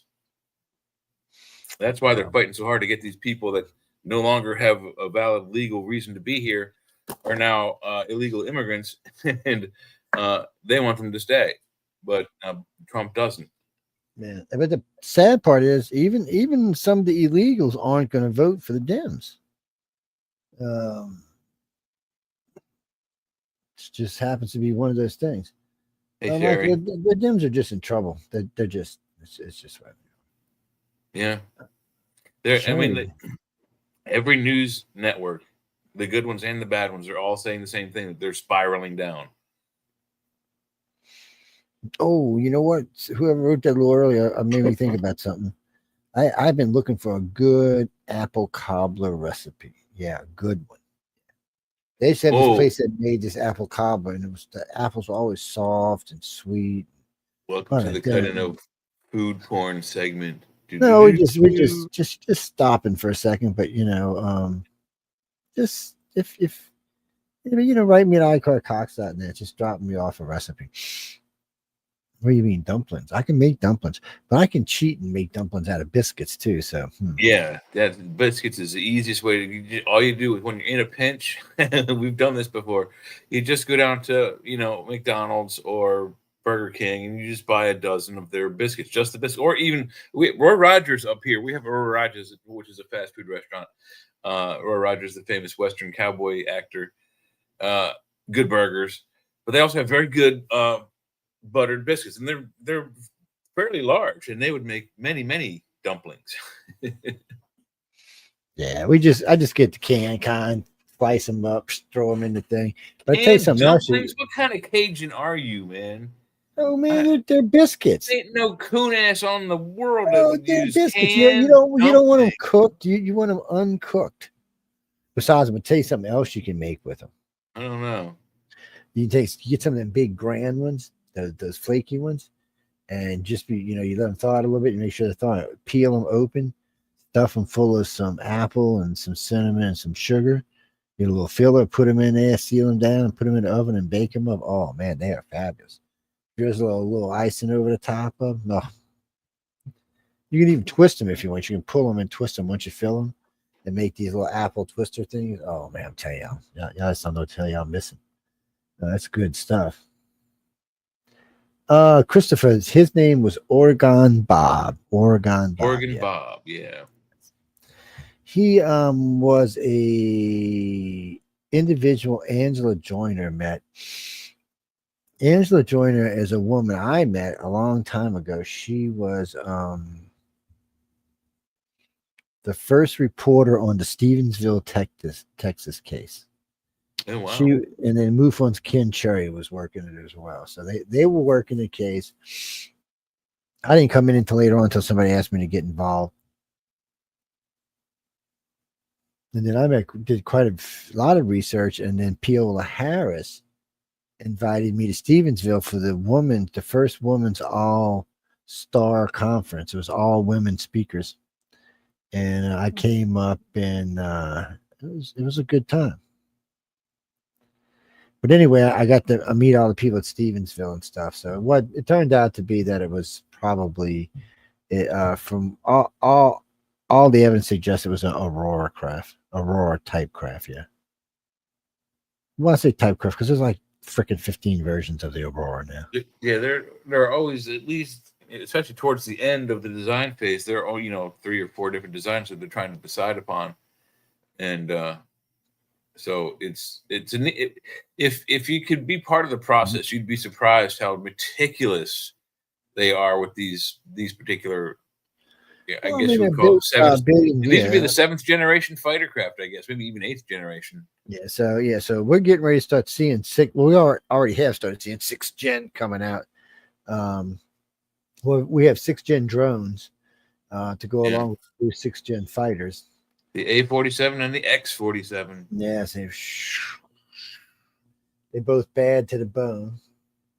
But the X-47, does it have an F? Is it an F-47 or just an X? It would be AF, so it would be attack fighter. But as far as I know, as it stands right now, it is designated fighter craft only. Yeah, XF, XF-47. Yeah. Well, Jane, when you see an X on any craft, it just means it's experimental. Yeah, no, I know. Yeah. Not you. That wasn't you. That was you already know you knew that. Oh. It wasn't for you. That wasn't for you. No. It's just something the military does. It's like the X-115 or the X-15 back in the day that everybody said could never go as fast as it did. You mean powered? What holds the record for the fastest powered? More than likely, it would probably tell you the SR-71, even though I don't think that's true. The thing that holds the record for the fastest unpowered is the space shuttle. Yeah. So I remember when they said that Mach 1, if we went Mach 1, it would kill us. And then Mach 3 would smush us. Listen to this. This is the steam age. The steam age. This is when we're using coal to boil giant boilers on the ends of rail cars to move trains across the United States. And doctors, physical doctors, like medical doctors, and I guess maybe some maybe scientists, I don't know. But of the day when they were designing the rail systems, they were saying the human body can't withstand 25 miles per hour. These trains go 45 or 50. Now they go, we know they can go up to 80 or 90. But, steam power was like, the human body will explode if we go above 25. So we always hear that. Yeah, well, I remember when the jet engines came and they talked about Mach this, Mach that. Yeah. And then, well, I mean that is kind of true that if you don't train you have to have a special suit for one thing, and you also have to, if your suit doesn't work, you can train your thighs to regulate your blood pressure so that it doesn't like be rushed from your head and knock you out. But yeah, there's very much dangers to driving a jet powered fighter. Whoa, man, I had to dodge a missile there for a second. It's well, our planes get faster, but more and more it looks like we're developing cockpits that are going to neutralize some of the effects of this. But yeah, you can fill them with certain types of gases. You can make them kind of neutral buoyant, not with a liquid, but there's ways to kind of suspend it. Yeah, it's kind of like a gyro. You could set the whole cockpit and make it like a gyro, so that anything it did, it was always floating. There would never be any real stress on the body or stuff like that. There are ways to do it. Yeah, they've been talking about it a long time. Or just simply come up with something that basically is some type of artificial environment. That can that totally negates all the effects of gravity and physics. Yeah. We're at that crux right now. I mean, we're working on that stuff right now. We're working on transporters. We probably have working replicators. They're probably about the size of a regular oven, like the kind that you can stand and cook on, and eventually be the size of a microwave. But I mean, think about it. I mean, we're not that far away technologically from some of our favorite TV shows. Yeah, see, now if you were special like me, people, just earlier today I picked up the phone, called Shay, said Shay Regis is in Paris. I said I need my two pigeons sent to me.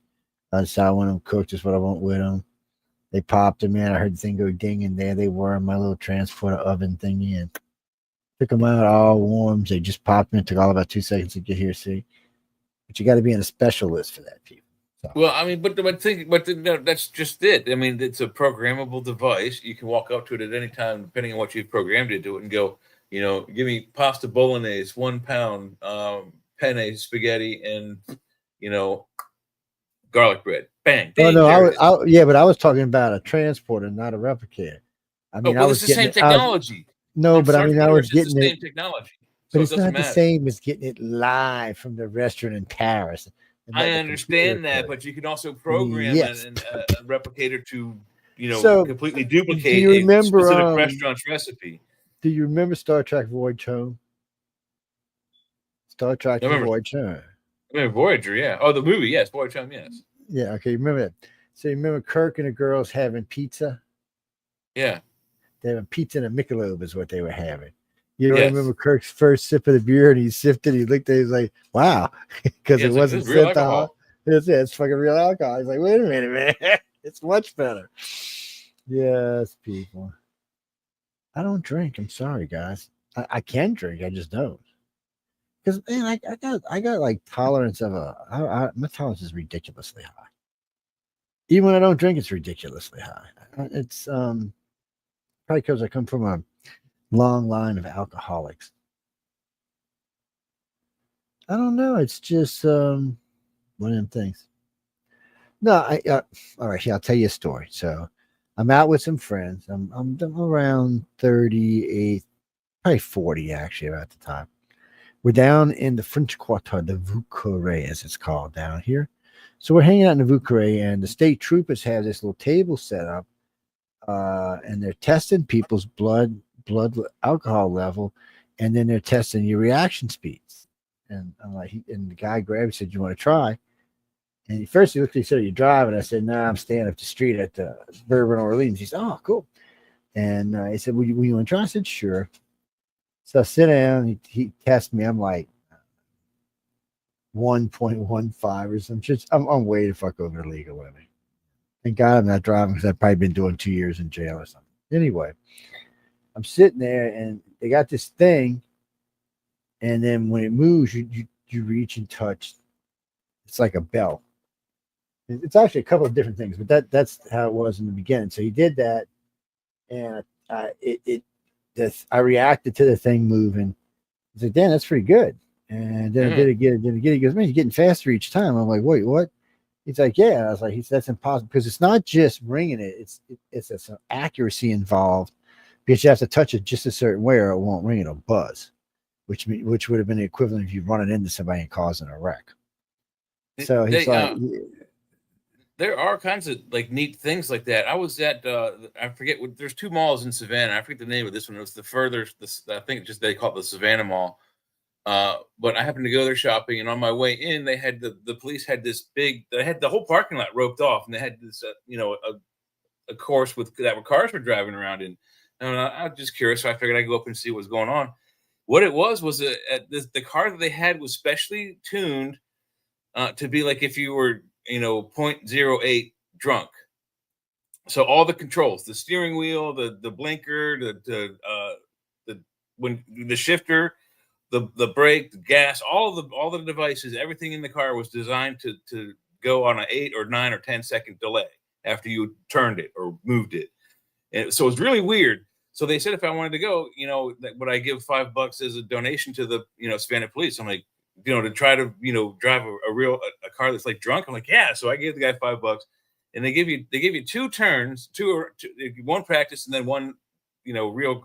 They score you on it.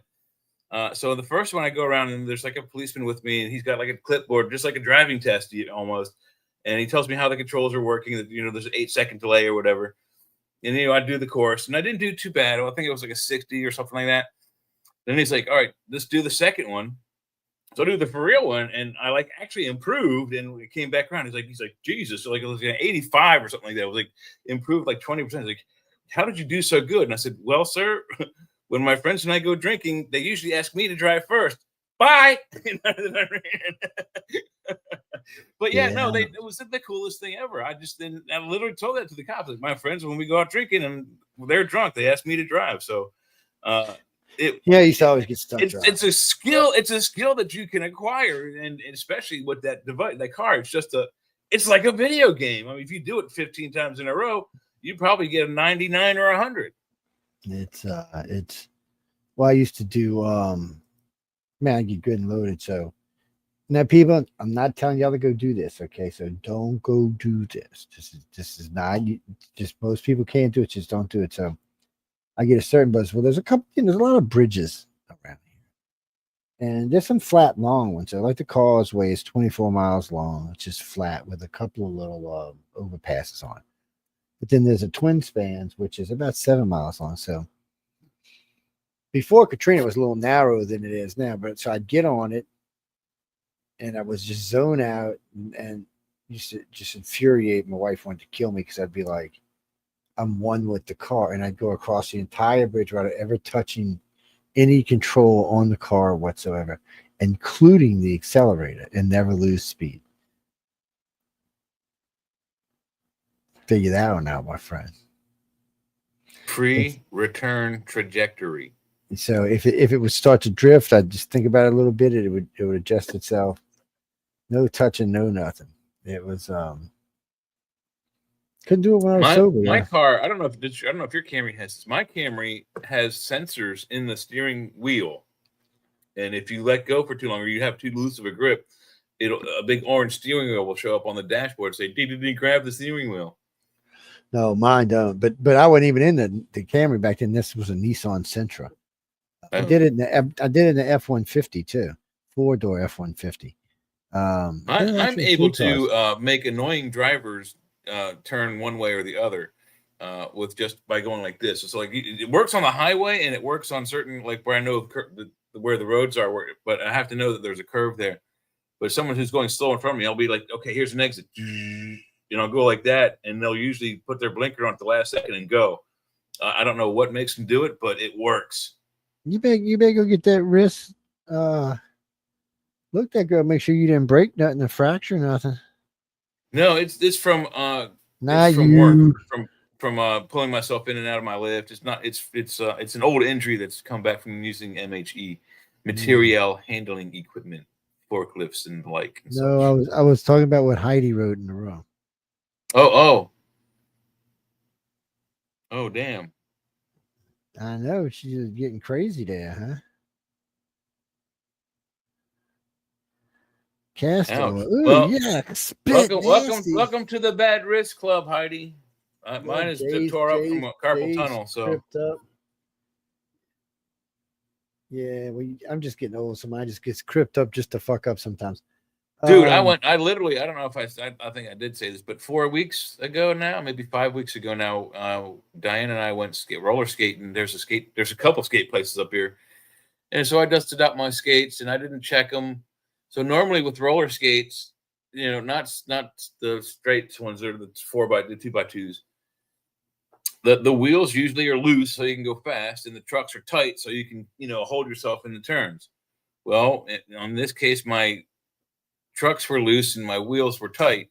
But I started going fast, and then I landed right on my ass, and it still hurts 5 weeks out. And it's like, it's tender to sit on that side, which is why I'm leaning. What happens when you fall on your laurels, man? You can't do that kind of stuff. Straight on like the right cheek. And then the kid that was trying to keep up with me, like a 20-year-old kid was trying to keep up. I'm 59, and this kid's trying to keep up with me. He fell right after me because we came around the turn. I was like, oh no. And the wheels locked up. And I was like, that's it. I don't have control now. And bam. And he went bam. And thank God he came by and helped me up, because I was like on the ground going, ow, oh, ow. It was not good. Well, ladies and girlies, and wannabe gentlemen, we'll break here, our last break probably of the night, because after that, when we leave next time, we'll be with it'll be who's up next? What's his name? Oh, is it that Sean Christopher Sean Reeves Kelly? or something? No, John Patrick Hazlitt. Sean Is that his Hazlitt. name? Are you sure that's his name? It's not like Mike Johnson. Yeah, or because something. Sean Kelly's on probe leave. He's on probe leave. Remember, he got probed by Yeah, the he's- aliens for the next few weeks. Yes, I do remember him being on vacation. What's that, Jackie? No, we got. You're such an idiot. Yeah, we got a song coming up, and we've got something else besides that. Where'd it go? I just had it in front of me a minute ago.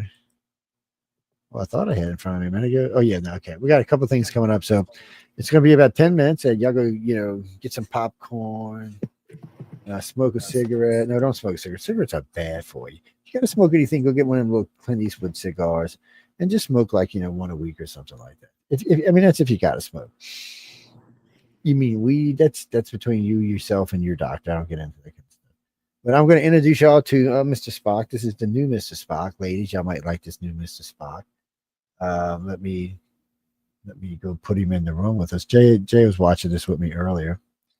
Jay says he's hot. So I don't know. It's funny. It's funny. Jay said the man is hot. I don't usually go there with guys, but he is kind of good looking. So I guess we'll have to cut him. What's that, Michael? What's the name of it? I don't know if I should tell you the name of it. Yeah, can't give away our broadcast secrets. No. What's the matter with you? There's Matter Mr. to you? Spock for you. Look at this Mr. Spock. Is he not whoa baby? That's woke as hell, Mr. Spock. Is he not whoa baby? So we're gonna play Mr. Spock, and we got another video that's gonna play after this, and then we'll be back to finish out the night on whatever that we feel like talking about. Here we go. Click.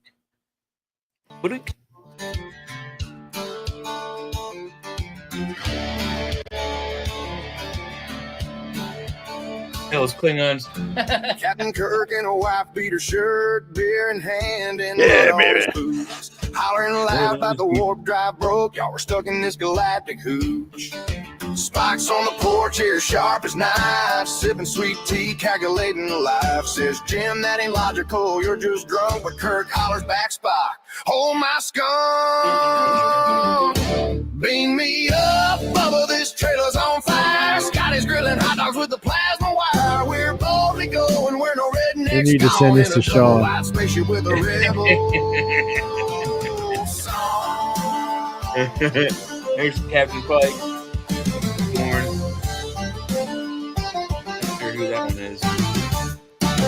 Bones is yelling, I'm a doctor, not a chef, as he fries up some gator on the meth lab deck. The Hur's got the CB talking smooth as silk. Says we got Klingons stealing all our milk. Chekhov's fishing in the kiddie pool. Swears the catfish is a Russian Jew. Zulu's riding shotgun on the mower deck. And tribals keep clogging up the septic tank. Beam me up, Bubba, this trailer's on fire. Scotty's grilling hot dogs with the plasma wire. We're boldly going, we're no rednecks gone in a double wide spaceship with a rebel song.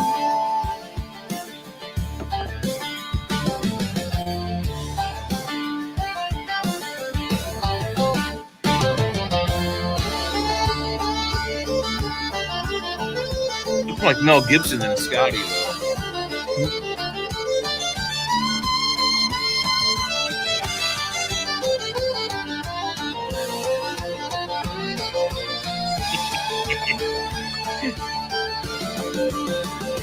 Bring me up, Bubba, this trailer's on fire. Scotty's grilling hot dogs with a plasma wire. We're boldly going where no redneck's gone, in a double wide spaceship with a rebel song.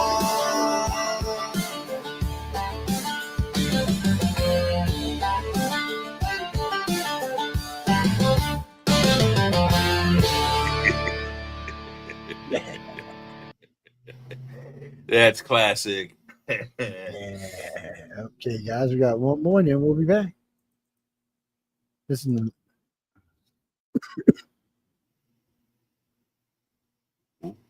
What are you? Channel 4?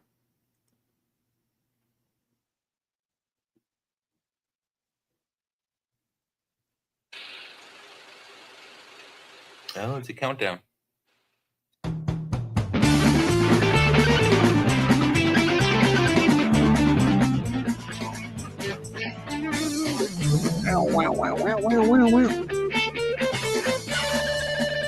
We've seen this guy do something else, haven't we? The devil went down to Washington. He was looking for a throne to steal. He wanted to bind his frame of mind to America's New Deal. When he came upon this patriot on the guitar playing it hot, Obama jumped up a political stump and said, Joe, I'll tell you what, I'll bet you hadn't heard that I'm a guitar player too. And if you care to take a dare, I'll make a bet with you. Now you play a pretty good guitar, boy, but give Obama his due. I'll bet the nation's soul whose throne I stole, I'm a better player than you. Joe said, my name's not Boy, man, and I'm ready to rebel. But I'll take your bet and your veiled bread if it'll break your evil spell. Joe, grab your Stratocaster and play your fingers hard, cause hell's broke loose where Obama holds the cards. And if he wins the minds of men, the damage is untold. But if you win, the devil could be unthroned.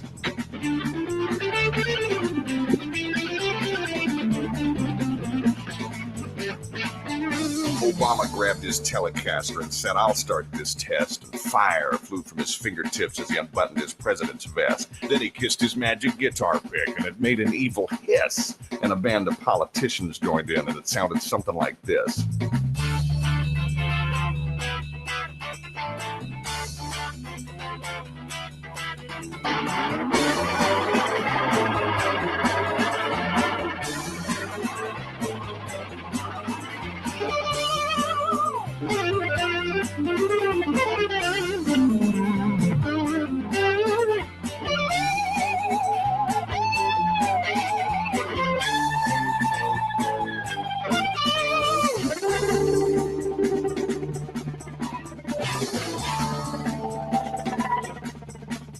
When Obama finished, Joe said, well, you're pretty good, Hussein, but sit right there with that arrogant glare till I finished up my play. He played Obama's in D.C., run, boys, run. The devil in the White House ain't no fun. This one goes to 11. Chickens in Congress taking our dough. Granny got Medicare, no child, no.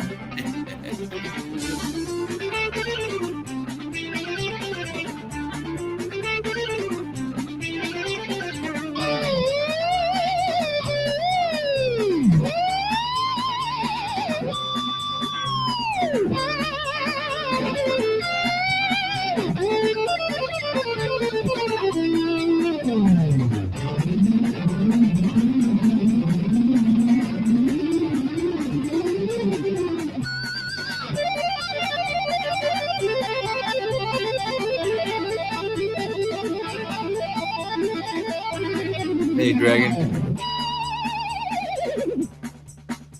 Well, Obama bowed his head because he knew that he'd been bound, and he laid his silly rubber mask before Joe upon the ground. Joe said, Obama, please get lost, and don't you ever come back again. We done told you once, you socialist pawn, you ain't our nation's friend. He played Obama's in D.C., run, boys, run. The devil in the White House ain't no fun. Chickens in Congress taking our dough. Granny got Medicare, no child, no.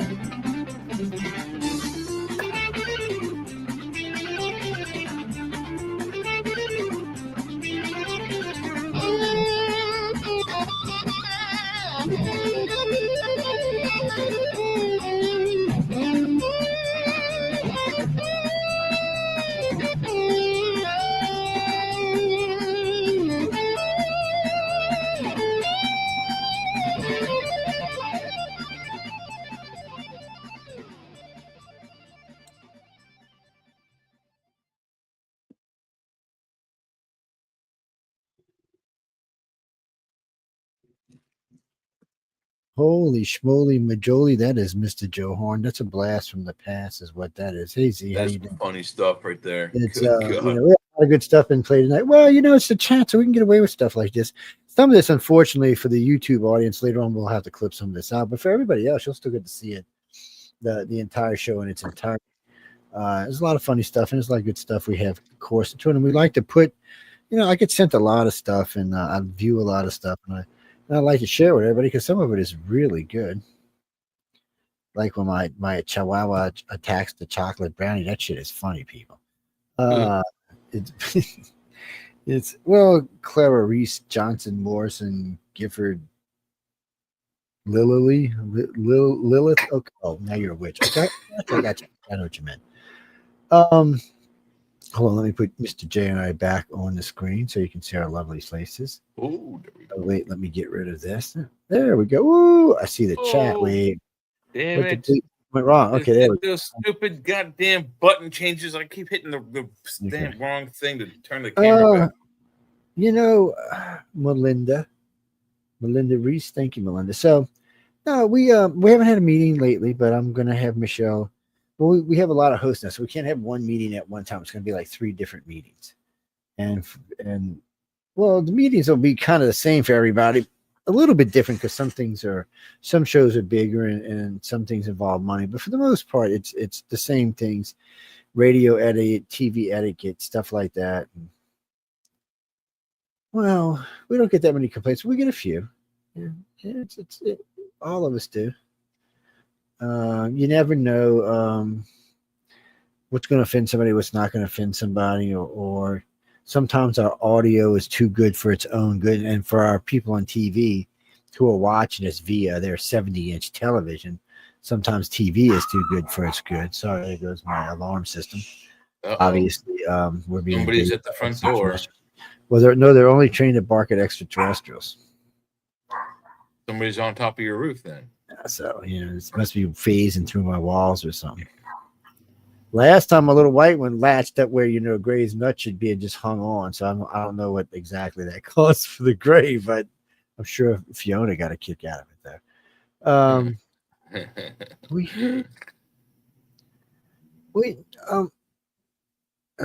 Kareem? No, we have fucking neighbors now on both sides of me. Yeah. Yeah, well, the good thing about having the bayou is anyone comes from that way, you can hear them splashing. It's I had the 2 acres, but I could have took the other one, and I really probably should have, but I decided not to because I knew the people who we bought the properties from, and in the beginning I think they were trying to hang on to it for their grandkids, the other one, and anyway, it doesn't really matter. It's not ours, so it doesn't matter. But we had a nice property. It's on the bayou, and it's I don't know, about probably 150 feet of waterfront, maybe 200. I'd have to go measure it to be sure. We got our own boat launch, but I'm fixing to close that off. Really? You don't have a boat? Yeah, it's not even that. No, backing a boat up underneath a house, Ray's house, it's not as easy as you think it is. It's because why do you have to back it up in front and underneath the house? Because to get to the boat launch, it's behind my house, and my house is raised. You have to go underneath the house to the boat launch. It's my own private boat launch. It's right behind my house. Hey, Sean's here. Hey, look who it is, man! Look at this. Look at all the good stuff, man. We were just talking about you. Swear to God, yeah, dude. You missed all the good clips, man.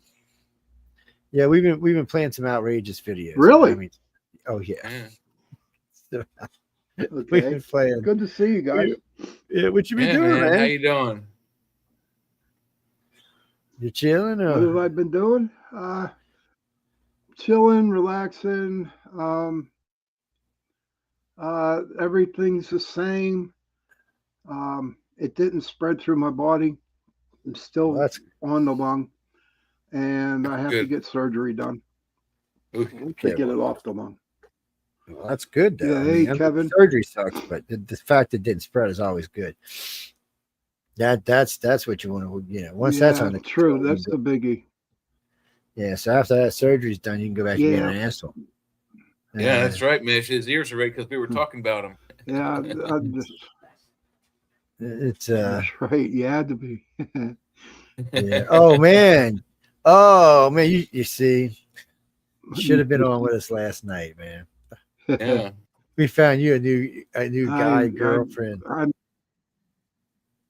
What's his name? Oregon Bob, man. So yeah, he's a cool guy. So we're gonna one of these days we're gonna have him on this show. Jay and I are gonna bring him on this show, and you'll love him. He was talking about the firmament, all kind of good stuff. Well, he used to be so. Angela Joyner used to have a show here. Angela Joyner was a reporter out of Stevensville, Texas, and she used to do reporting. I have to say hello to Sherry. Sherry, hi Heidi. Thank you, Mish. Glad to hear Sean. Heidi, I think Heidi's really an extraterrestrial. I had to come and save you, Joe. We were well behaved tonight, man. We were laughing. Yeah, it's an ET. How's that? How do you? And guess what? Joe owes you $5 for playing Star Trek. Oh yeah, you missed that, man. Damn, I'm gonna have to play that again just for showing. Yeah, throw it up real quick. Let him look at it. That shit is hilarious, dude. Oh my god, Sean, you'll love it. They got a what is it? Something beam me up, Bubba. Beam me up, Bubba. Yeah, beam me up, Bubba. Oh man, it was too good. It's AI, but it's hilarious, dude. You will absolutely get a kick Yes, I did, Heidi. Where'd you hear Heidi at? Okay, cool. Yes, I did, Heidi. Thank you. On the other side of the planet or something? Oh, I miss you guys. Yeah, we miss you too, man. We're glad you came in. It's awesome. I miss you guys. The guys hanging on a thing. It's I'm ready to go hang out with Elon for a little while. I think I'm gonna move out to Florida. Get me a job over at SpaceX, the DCT plant. And how you doing, Elon? Let's go chill. I like the weather in Florida. I like the beaches in Florida, but what I don't like about Florida is that almost every house has a pool, and I don't really want to be an octogenarian, retiree having to maintain a pool. My first job I started working when I was 13 years old. My first job was at a lifeguard at a pool. So I know what it means to maintain a pool and keeping it clean and clear and chlorine this and chlorine that and pH up, down. It's thank you. No fucking way unless you're paying me money. Like I'm. Oh, you get a house without it's a chore, dude. It really. I mean, no, man. So look, gallons is a chore. So in Pensacola, there's not going to be a lot of pools. You're a stud muffin for being there. There's not going to be a lot of pools. There is a lot of pools, but there's not everybody's houses. Bradenton, Blue Mountain Beach. I didn't say every. I said almost every. No, not in these places. There's not going to be like community pools because of the way it's set up. They have like the yacht club or the community pool or something like that. Most of them have pools because the golf's in their backyard, so they're just kind of like, we're just going to sit out in the golf. I mean, this time of year, the golf is like a jacuzzi, man. You just go sit out there. It's a warm. Not in Florida, Sherry. Saltwater pool in Florida. You're gonna collect crocodiles, and if you don't have anything in your pool in Florida, it will the earth will push it out of the ground and it will explode all over the area. That's true. It will push them up out of the ground. Do you know what I don't like about Florida? I do not like the bugs. The bugs. I cannot do the bugs. There ain't no bugs in Florida. You must have Georgia has a lot of bugs too. So do the Carolinas. There ain't no bugs. Jacksonville, Florida, man. Drive down the road and you get all these big ass black bugs flying that you have to clean up like an inch off your window. Oh, those are love bugs. They're harmless. No, the ones that really suck, they got the no-see-ums. They're like these super tiny gnats that get in your eyes. You can't even see them till they're in your eyeball. Then we have these giant banana spiders. I mean, the body of the spider, just the body, not the arms, just the the thorax and the face and the mouth. Get this big, spider that big. Spider. Oh no, I know. You know what though, Jay? I was at work and a guy opened up a banana box with bananas in it, and there were 2 banana spiders in that box, buddy. Yep. We all ran for the hills. Yep. They're scary. I used to work at a rifle and pistol range, and so I used to carry firearms to and from work because I worked at a firearms place, and they wanted me to keep the office safe, so they wanted me to wear a firearm every time I was at work, which was very cool. I was okay with that. So I come out one night, and there's one evening after the range closed, and on the telephone pole next to my car, a banana spider has spun a web onto my Camaro. So I had a little Derringer, a little over/under barrel Derringer. I think it's in 38 caliber. But what I had in it was my snake gun. If I was walking through the range and a snake came out, I was like boom boom. I had 2 pops of basically shotgun shells for a pistol for a snake. But there was a spider, so I'm like, get off my car. Killer. Got a spider with a shotgun out of a Derringer. Poor snake. One probably was a female and had little baby snakes. You know what I mean? That Jay? Probably a female snake. Probably a little baby somewhere, looking for some food. You know what I mean? How dare you? Well, see, the thing about snakes, Sean, that a lot of people don't realize, there are a few snakes that nurture their young once they hatch, but most snakes, it's like dump and run. It's like, and the mother goes. You could care less what happens when they're ready to. After they're ready to, come out. Yeah, they could care less. They are on their own at that point. Most snake species. Well, you know what? You don't mess with mama alligator eggs and shit. No. You don't mess with any female creatures' mama eggs, alligator protect her babies. When it comes to a snake, particularly with the poisonous species, don't mess with them when they're young, because when they're young, they don't have control of their poison sacs. So when they go to bite you, they're going to inject all of their poison into you. And if it's a lethal type of snake, it could be worse for you than like an adult spider who'd only, or an adult snake rather, who would only inject a little bit just to incapacitate you or let you know to warn you off. So be careful of young snakes, period. Sing that song, Spiders and Snakes. You got me? I don't like spiders or snakes, but baby, what it takes to love them. Mm-hmm. You ever remember that song? Man. No, I don't know. Spiders. Yeah, I remember that stupid song. Joe, you're awful quote. I'm actually looking for something. That's all. No, it's I remember that goofy ass song. Oh, okay. It's but now I'm actually was trying to hunt down something on. What do you want to cancel, Siri? Netflix. Everybody should cancel Netflix. Why should we cancel Netflix? Because Netflix sucks. It's bad. They're doing bad things. Why is that? Well, guess what? I haven't had a Netflix account in. Why is that? Wow. I don't know. They just suck. I didn't have anything on it that I ever wanted to watch, ever. Actually, for me, after about halfway, maybe a little more than halfway through COVID, there wasn't anything there I wanted to watch. And I go by every once in a while and see, but anything. Yeah, it's probably about COVID when I got rid of them. Yeah, I was looking at something. I can't even remember what I was trying to watch. Not much better. Netflix. It figured it was all of their paid movies, their pay-per-view movies, on-demand movies, whatever you want to call it. I have on DVD, and there are other streaming services out there that have the same movies that I have on DVD for free. So I figured, why should I be paying them to see movies that I can see for free off my DVD rack and for free everywhere else? Bye.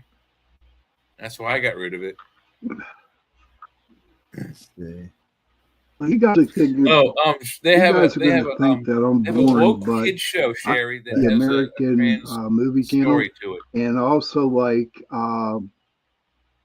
the TM. What is the TCM? The old times, the 30s Turner and Classic 40s, Movies, black and white ones. They were cool as hell. Yeah. Did you hear me about the Netflix? Sherry says You guys are the most news I hear. Yeah, I'm sorry. I don't know if you heard me about the Netflix, but what's going on with them is they have a woke cartoon show with trans themes in it for children.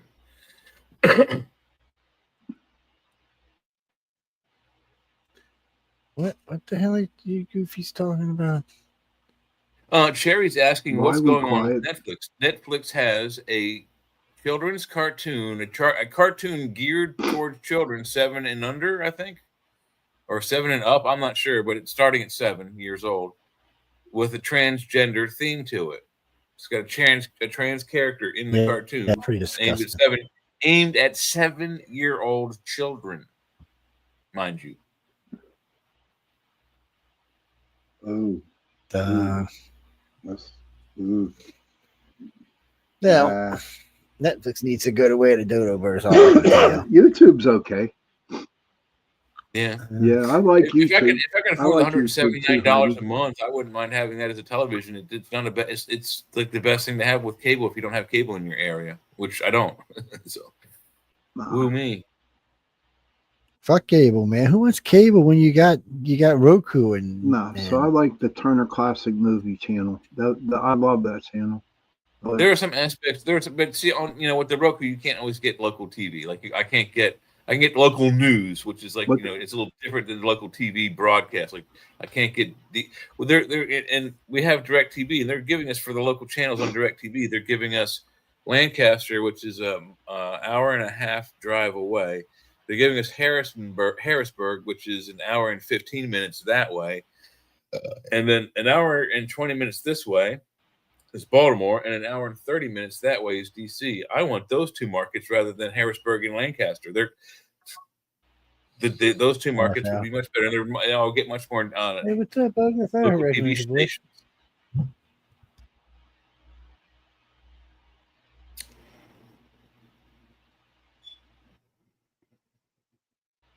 Wow.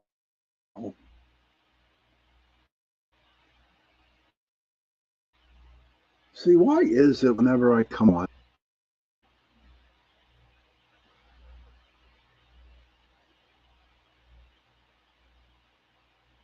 I agree. I don't know why we're not listening. I don't know what's him. Yeah, he's got his mic off. He's talking to Linda at the moment. Yeah, I see that. I don't know. Spider-Man. There's some really good Spider-Man stuff out there. There's a little bit too much. It's overwhelming. What the Spider-Man how about that new movie? How about that new movie? Hey, guys. How about that movie that's coming out, Jay? And it's about Ed Gein. Do you know who he was?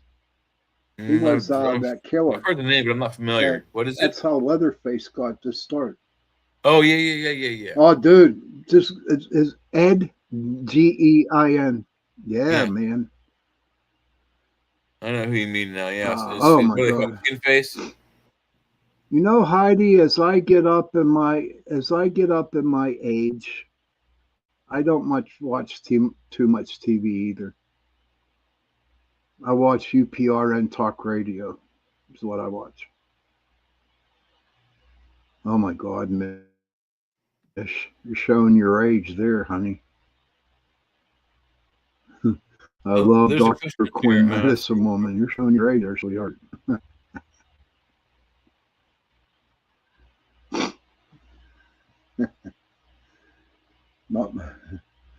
Well, apparently, according to someone in the chat room asking where Three Eye Atlas is, according to the Sky Live, it was last seen in the constellation of Virgo at a distance of 371 million miles. I'm sorry, kilometers from Earth. If that helps anybody. It's way out there by Mars. Well, how long will it take you to get to Earth? Huh? No, it won't come. It's not coming to Earth. It's behind Mars right now. Oh, Heidi, yeah. And Heidi, yeah, it's going to be creepy. That dude was a creep, man. I read up on him. Ed Gein, whoever. Ed Gein, yeah. But so, yeah, I mean that dude was crazy, man. You should read his biography. It's a little insane there. There's quite a lot of nutcases that were out there that did some really nutso stuff. Many, many, many weird. I mean, yes, Dahmer. I mean, allegedly, like Jeffrey Freddy Krueger is based on one type of demon. You know, there's so the archetypes are out there all over the place.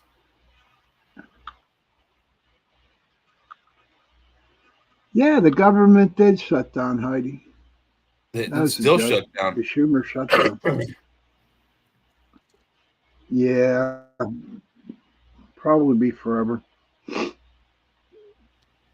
Well, or until hell freezes over, but too bad the Democrats are in charge of hell, so we know it's never going to freeze over.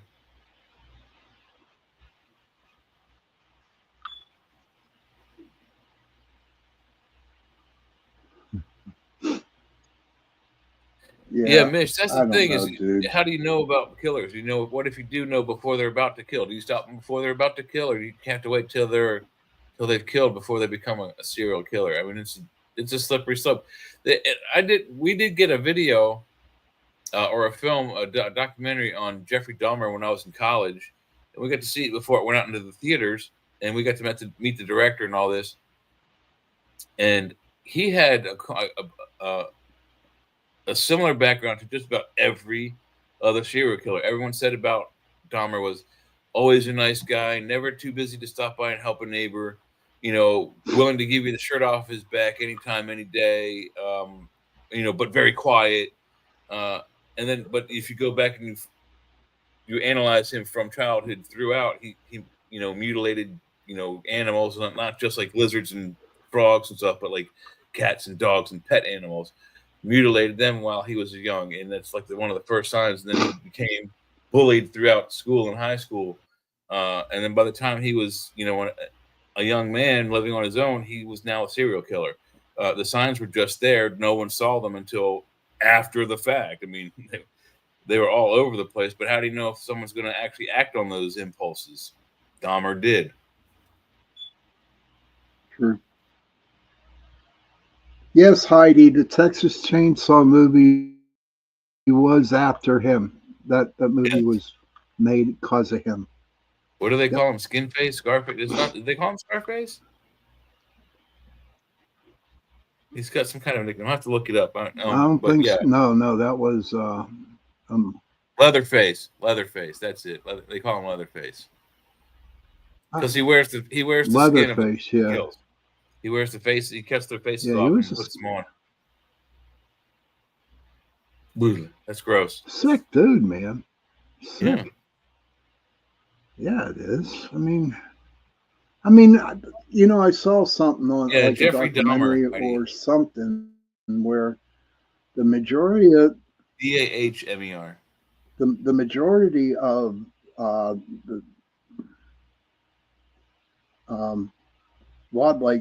the scary movies out there nowadays, like It and all that, were based off of Ed Gein. It was all his shit. Most of it was based off off him. But you know, he never went to prison for it, Jay. Never did. He was in a psych. He was in a psych hospital for the rest of his life. Yeah. Died July 26, 1984. That's when he died. Yeah, it is creepy.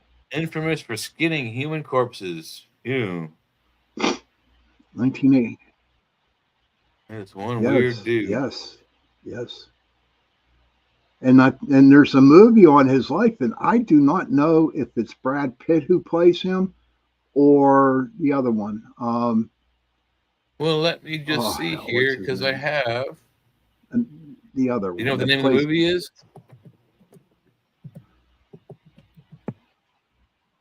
Let's find out. I'm on IMDb right now. And we don't want crew. Titles. Ed Gein, 2000. Steve Railsback. Steve Railsback. Harry Snodgrass. That's the most recent movie, it looks like. Is that the new one? 2000. Steve Railsback. There's Ed Gein the musical. How much Heidi, fun is that? Where'd you go, Heidi? Where'd you go, Heidi? Where'd she go? Where'd Heidi go? She lost a minute. Heidi lost a minute. Heidi's a time traveler, guys.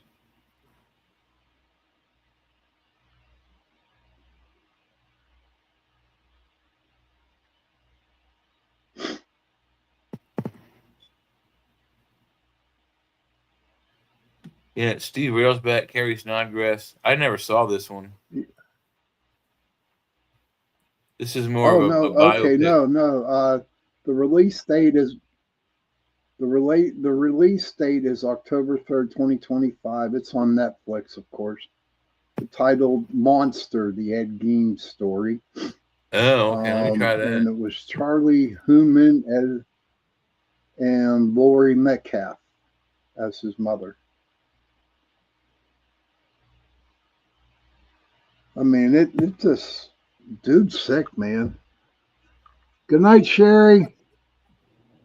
Say hello to the Mooses for me, buddy. See you tomorrow night. Good night, Sherry. Oh, Don't damn. forget It's to not tell the coming up Mooses for I me. I'm said getting hello. 2022. Let me try exact matches. It's 2025.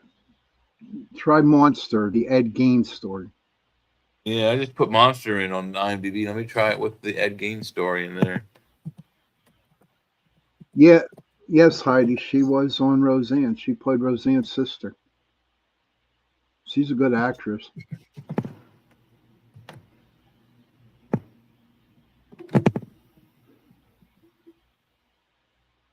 It's just this TV show that says Monster. It's a TV show? Like a weekly TV show? No, it's on Netflix. It's on Netflix. Hold on a second. This says TV Just series, type like in ongoing. Google Ed. Just type in Ed Gein, Gein movie 2025. You're welcome, Heidi. That's what I typed in. It says a new Ed Gein project was released in 2025. It is the Netflix miniseries Monster, the Ed Gein story. Yeah. The third installment of Ryan It's just called Murphy's Monster. It's a Monster. TV series on IMDb called Monster, 2022 on until today. Mature theme. Let's see, where's the episode guide?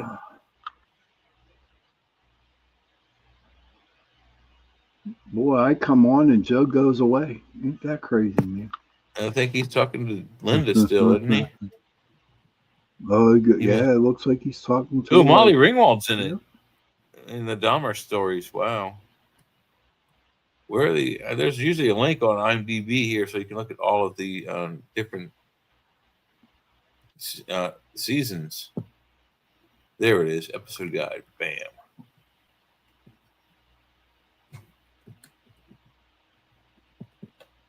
That's how life works.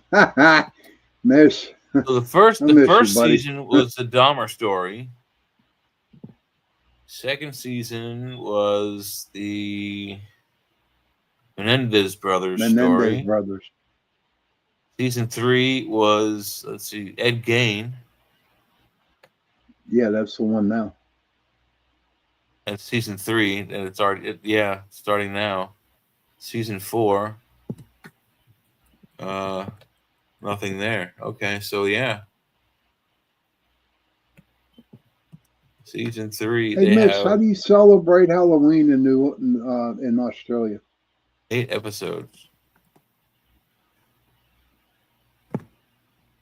Mitch, you got to send me some Vegemite spread. Oh, you're gonna hate it, dude. To the cat. I know. I already had it. Have you? I know. I already had it. Yeah, it's not good. You know what I learned about Australia, though? Honestly, I was in Perth, and I was in the Navy. That's where I learned about pineapple and ham pizza. Oh, I can't stand pineapple on pizza. Sorry, black dude. olives, I'm a pizza purist. Ugh. Black olives I can do on pizza, no problem. Pineapple. You know what? Pineapple ain't bad, man. Don't. Huh? Pineapple and ham is very good on like in a pizza. No, it is not. Uh, I disagree see, 100%. even I Heidi think pineapple agrees. tastes like shit on a pizza. Hawaiian Ham, I pizza, can deal yes, with. but- Black olive, I can deal with. Pineapple, no, keep it away from me. I'll burn that Oh, pizza look on at fire. I that. will not. Mish likes it too. I make a Mexican pizza with pineapple. Oh yeah. I'll take the Mexican part without the Pineapples are pineapple. great, I man. like Mexican. I Pineapple like juice. taco pies. Taco pizza is very good. Ugh. Ham and pineapples. Oh. Barf, barf, barf, barf. Can't do it. Oh my gosh, yeah. Those are, and then you know what? Honestly, in Perth, I got to hold a koala bear, and that's the truth. That's what, and it didn't Yes, call your Heidi, face. food That's porn you're lucky, segment. man. No, it didn't. It was quiet as hell. Num num num. Well, apparently, It's the eucalyptus, food which is porn. I quite know poisonous y'all to miss human me. beings, it's kind of a sedative for them. So if they eat enough eucalyptus, Yes, they're it like, is. you know, It's like real quiet. it's up there.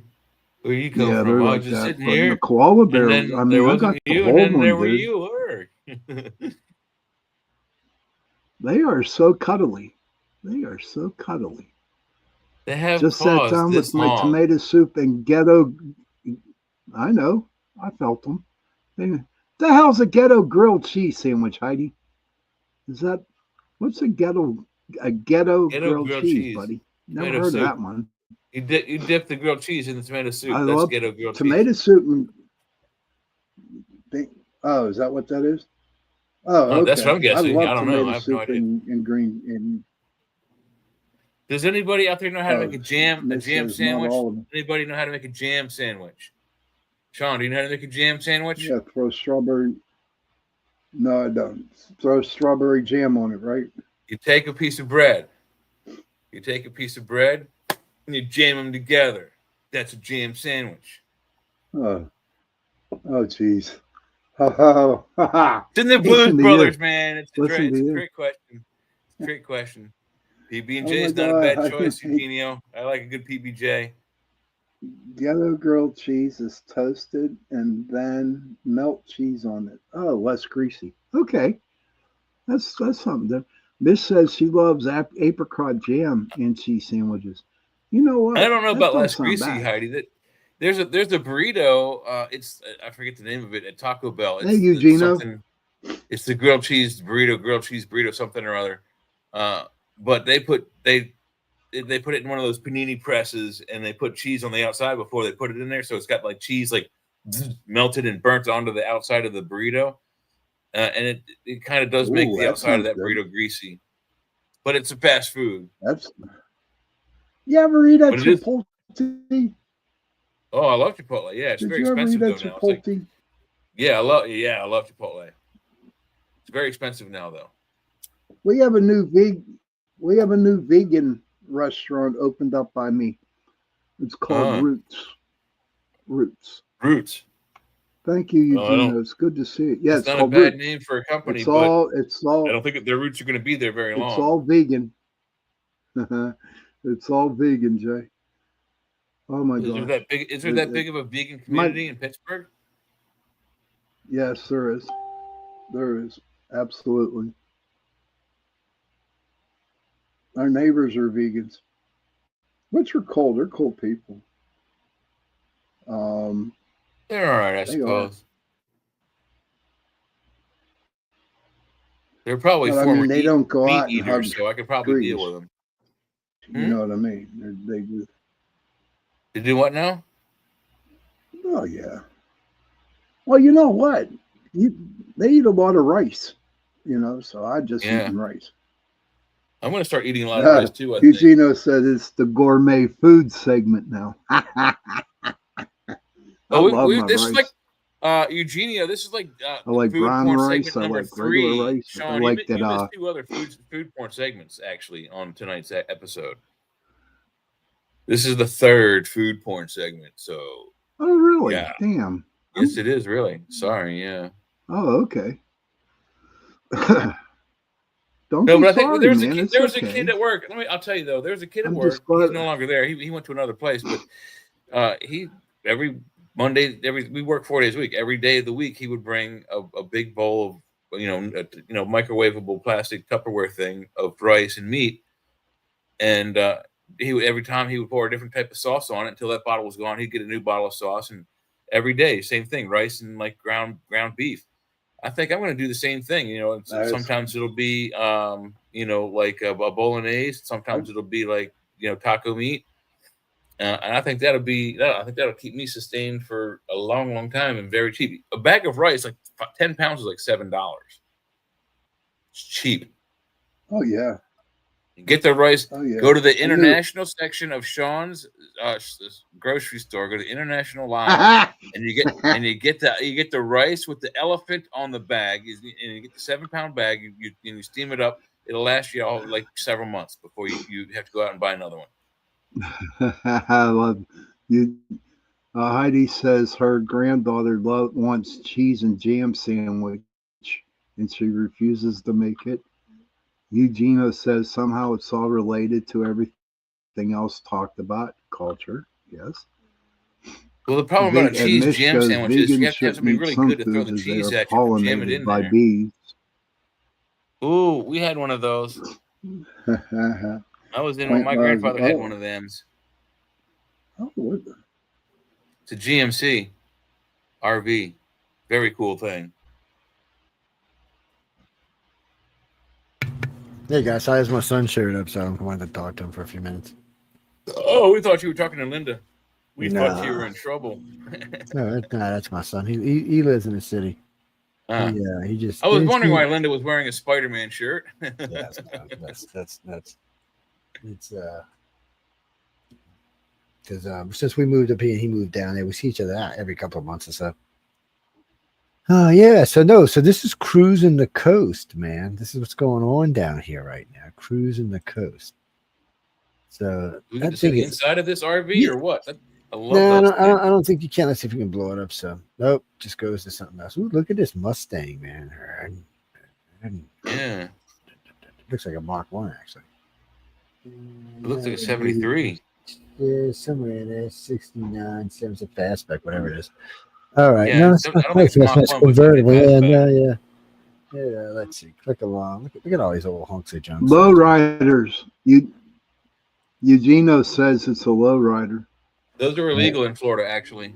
Well, this is I don't know. You're not in Florida. You're on the Gulf Coast. Yeah, never mind. This is so cruising the coast goes all the way from one border of Florida. I mean, to Mississippi, all the way to the other one. It goes completely across the state. So if you're a decent little town, you probably have them. It even goes inland somewhere too. So it starts in Waveland and Bay St. Louis and past Christian, then Gulfport, then Biloxi, then Ocean Springs, and then got the one right in there, and then it's Pascagoula, and then that's it. That's next thing is Mobile. So, but so yeah, they get up and they drive them. I mean, look at the amount of cars there is. This is just one parking lot, and they're everywhere.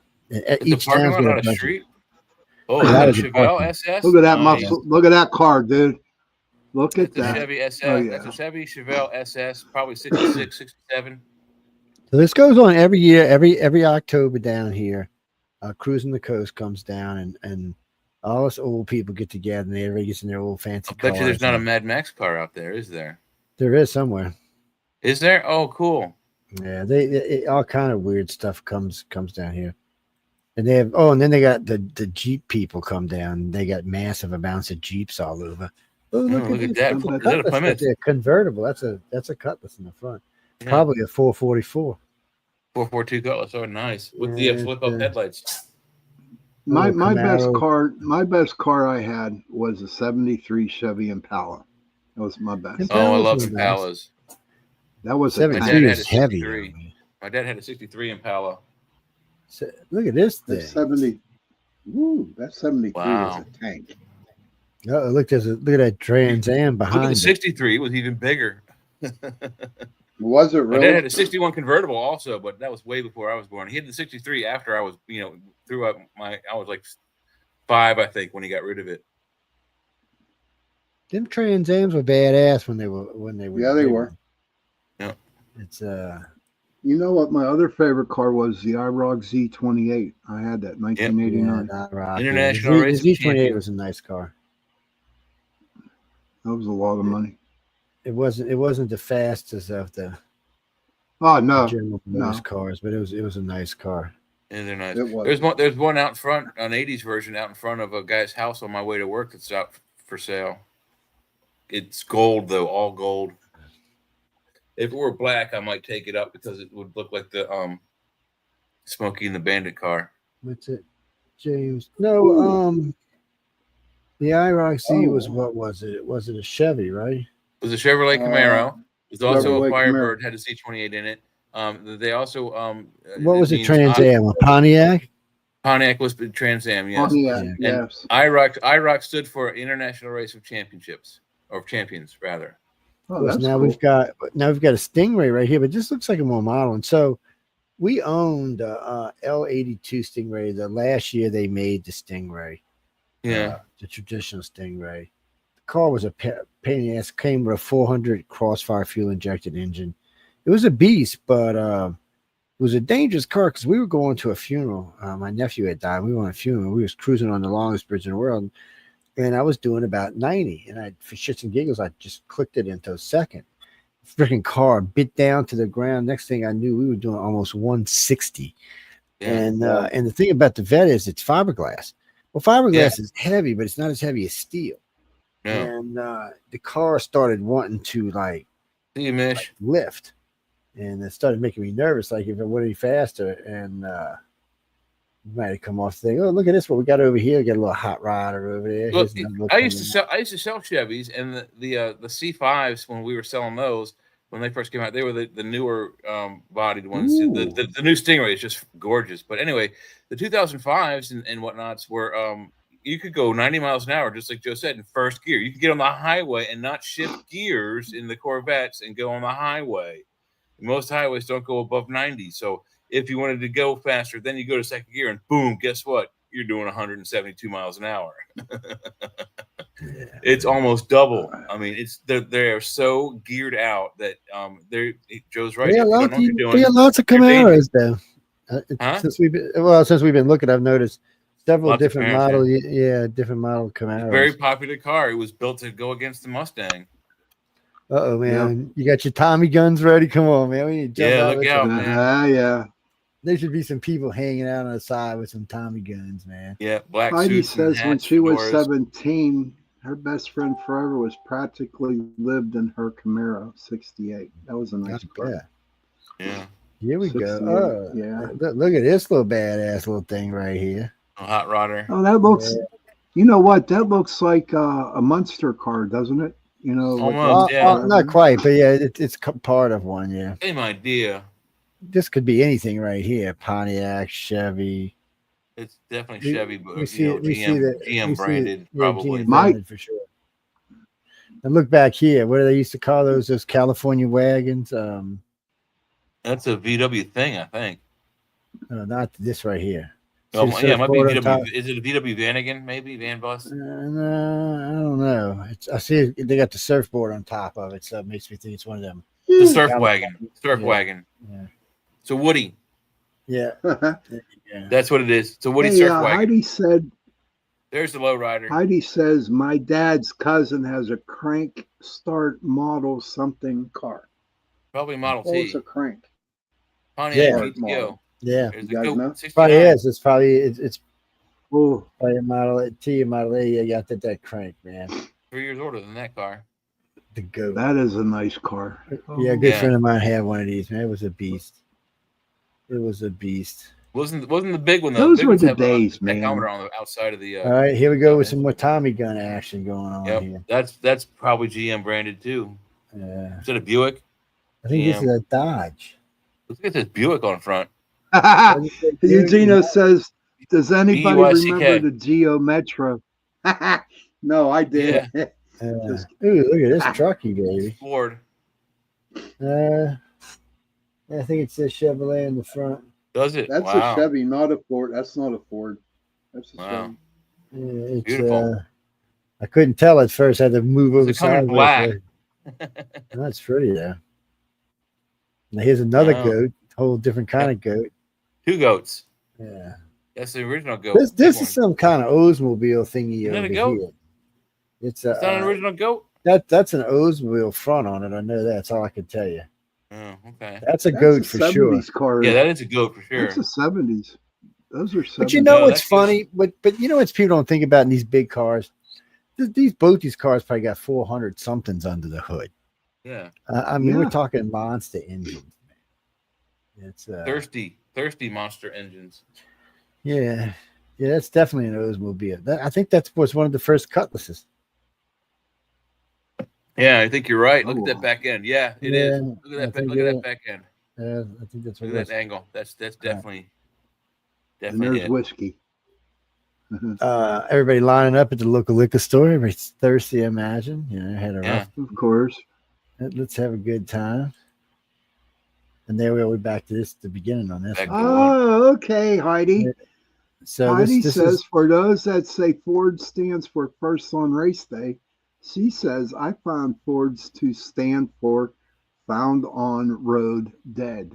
Heidi, Although both of those are actually very creative and funny, the actual correct answer is Ford stands for fix or repair daily.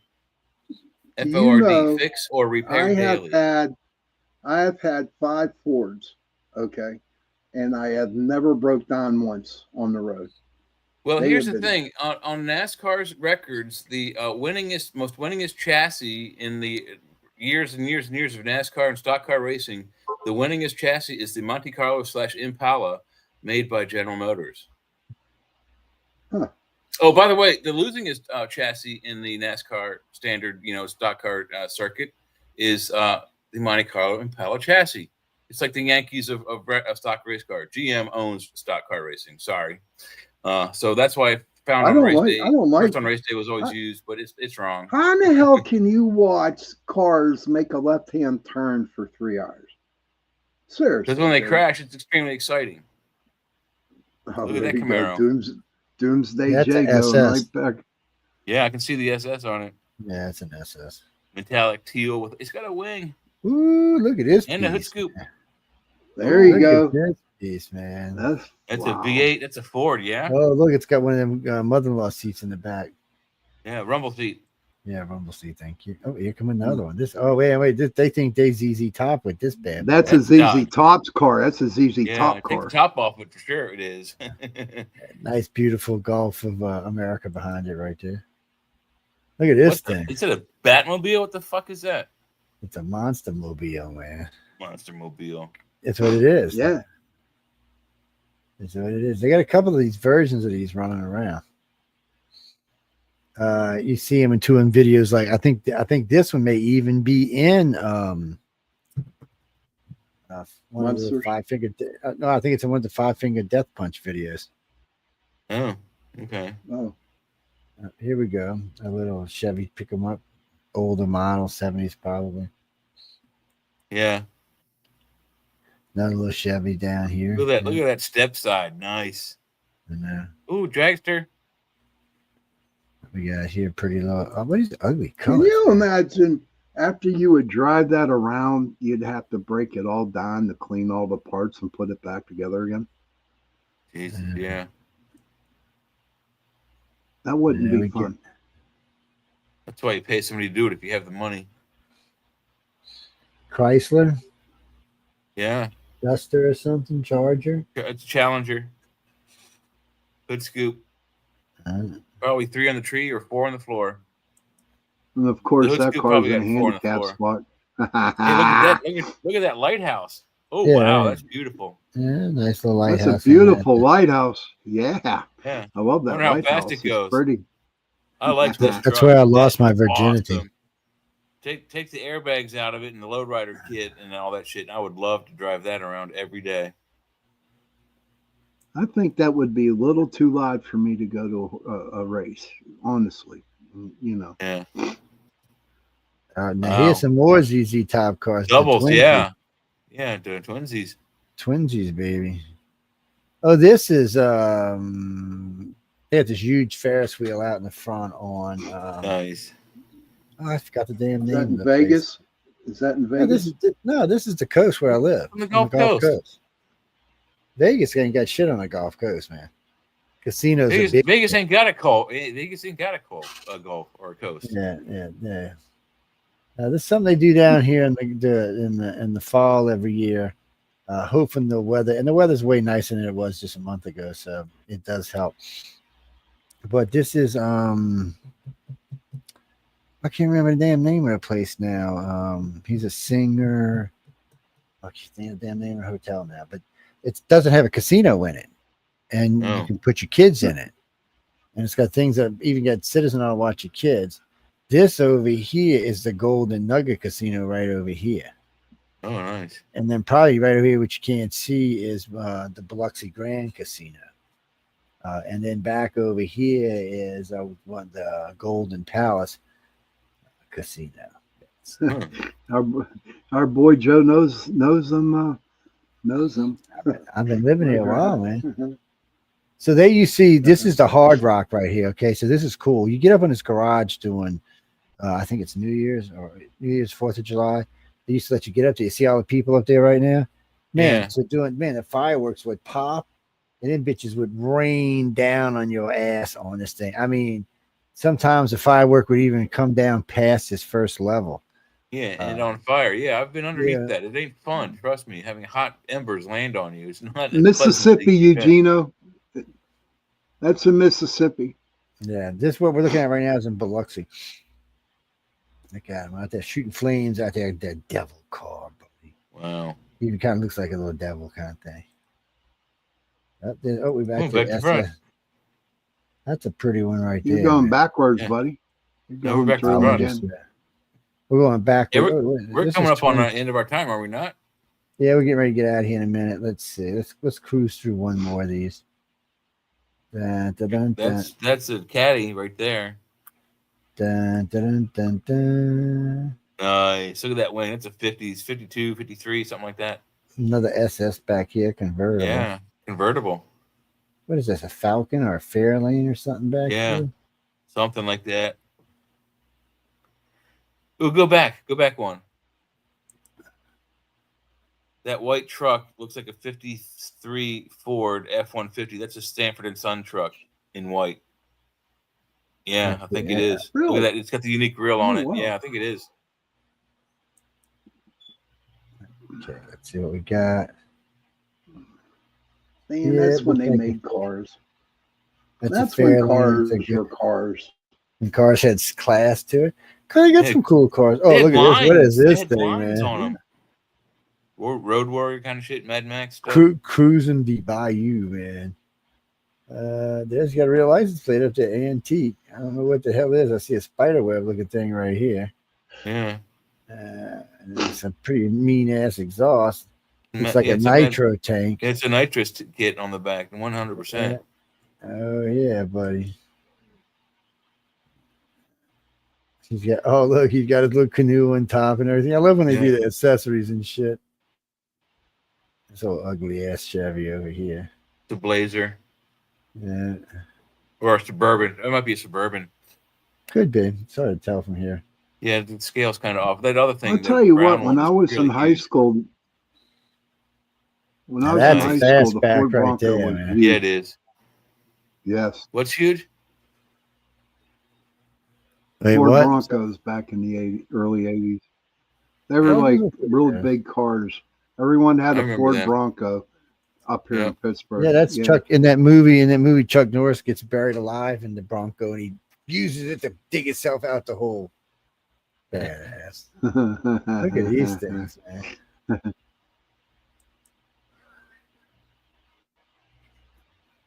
My daughter-in-law's looking for my son. Ooh, is that a Corvette? I can't Yeah, tell. looks like it.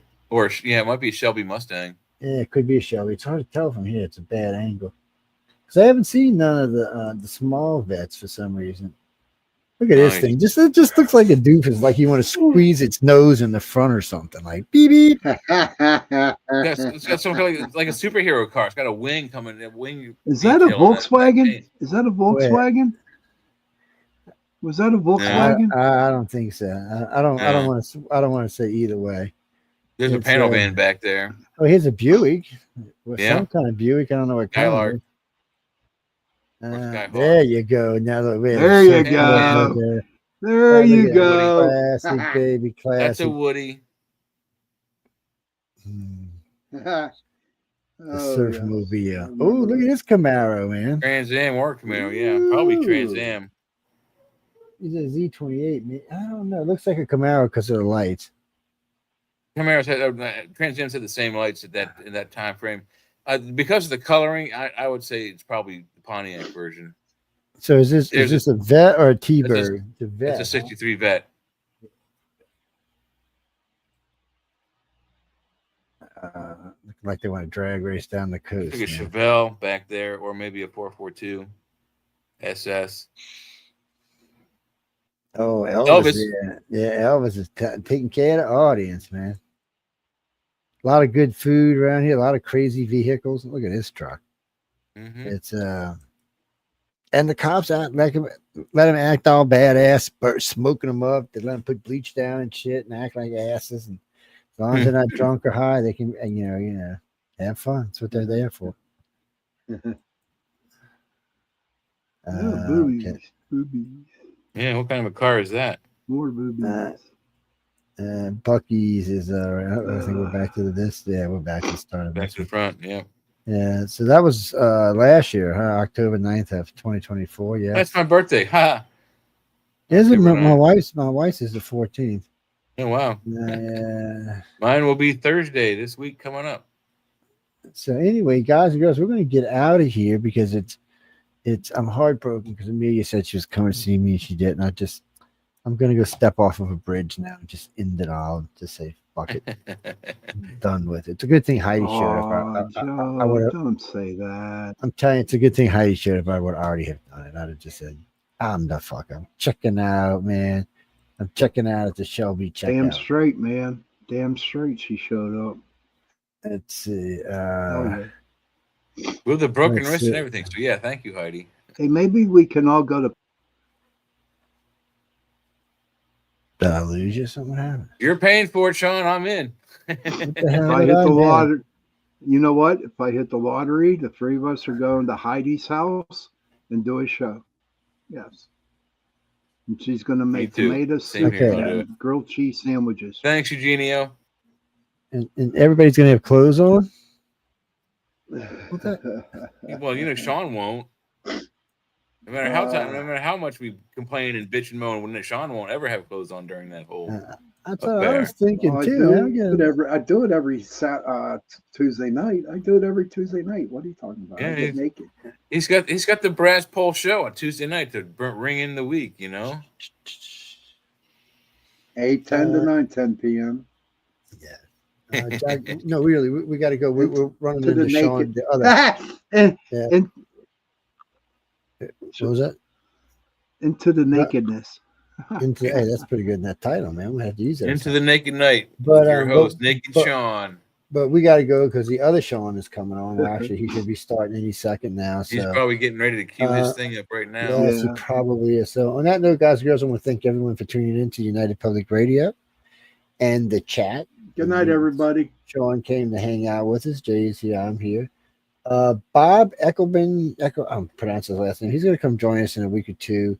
So when we're talking about, old sci-fi stuff, new sci-fi stuff, old sci-fi movies, TV shows, just going to kind of have like a movie night, I guess, basically. Stuff right up my alley, man. So we'll be talking. You're welcome, Heidi. Tell him on. But anyway, on that note, I got to say good night to everyone. I want everyone to please stay tuned for Sean Haslett. He'll be coming up in just a few minutes. Actually, he should actually be coming on right now. So on that note, good night. Please stay tuned. Yes, good night, everybody. Please stay tuned to the Darkly, and I won't see y'all till Wednesday. So have a good life, everybody. Enjoy your week. The weather's getting nice here. I hope it is for everybody else. And good night. Good night. You want me to sing to y'all? Good night. Good night. Don't forget the freeze frame. Good night. Good night.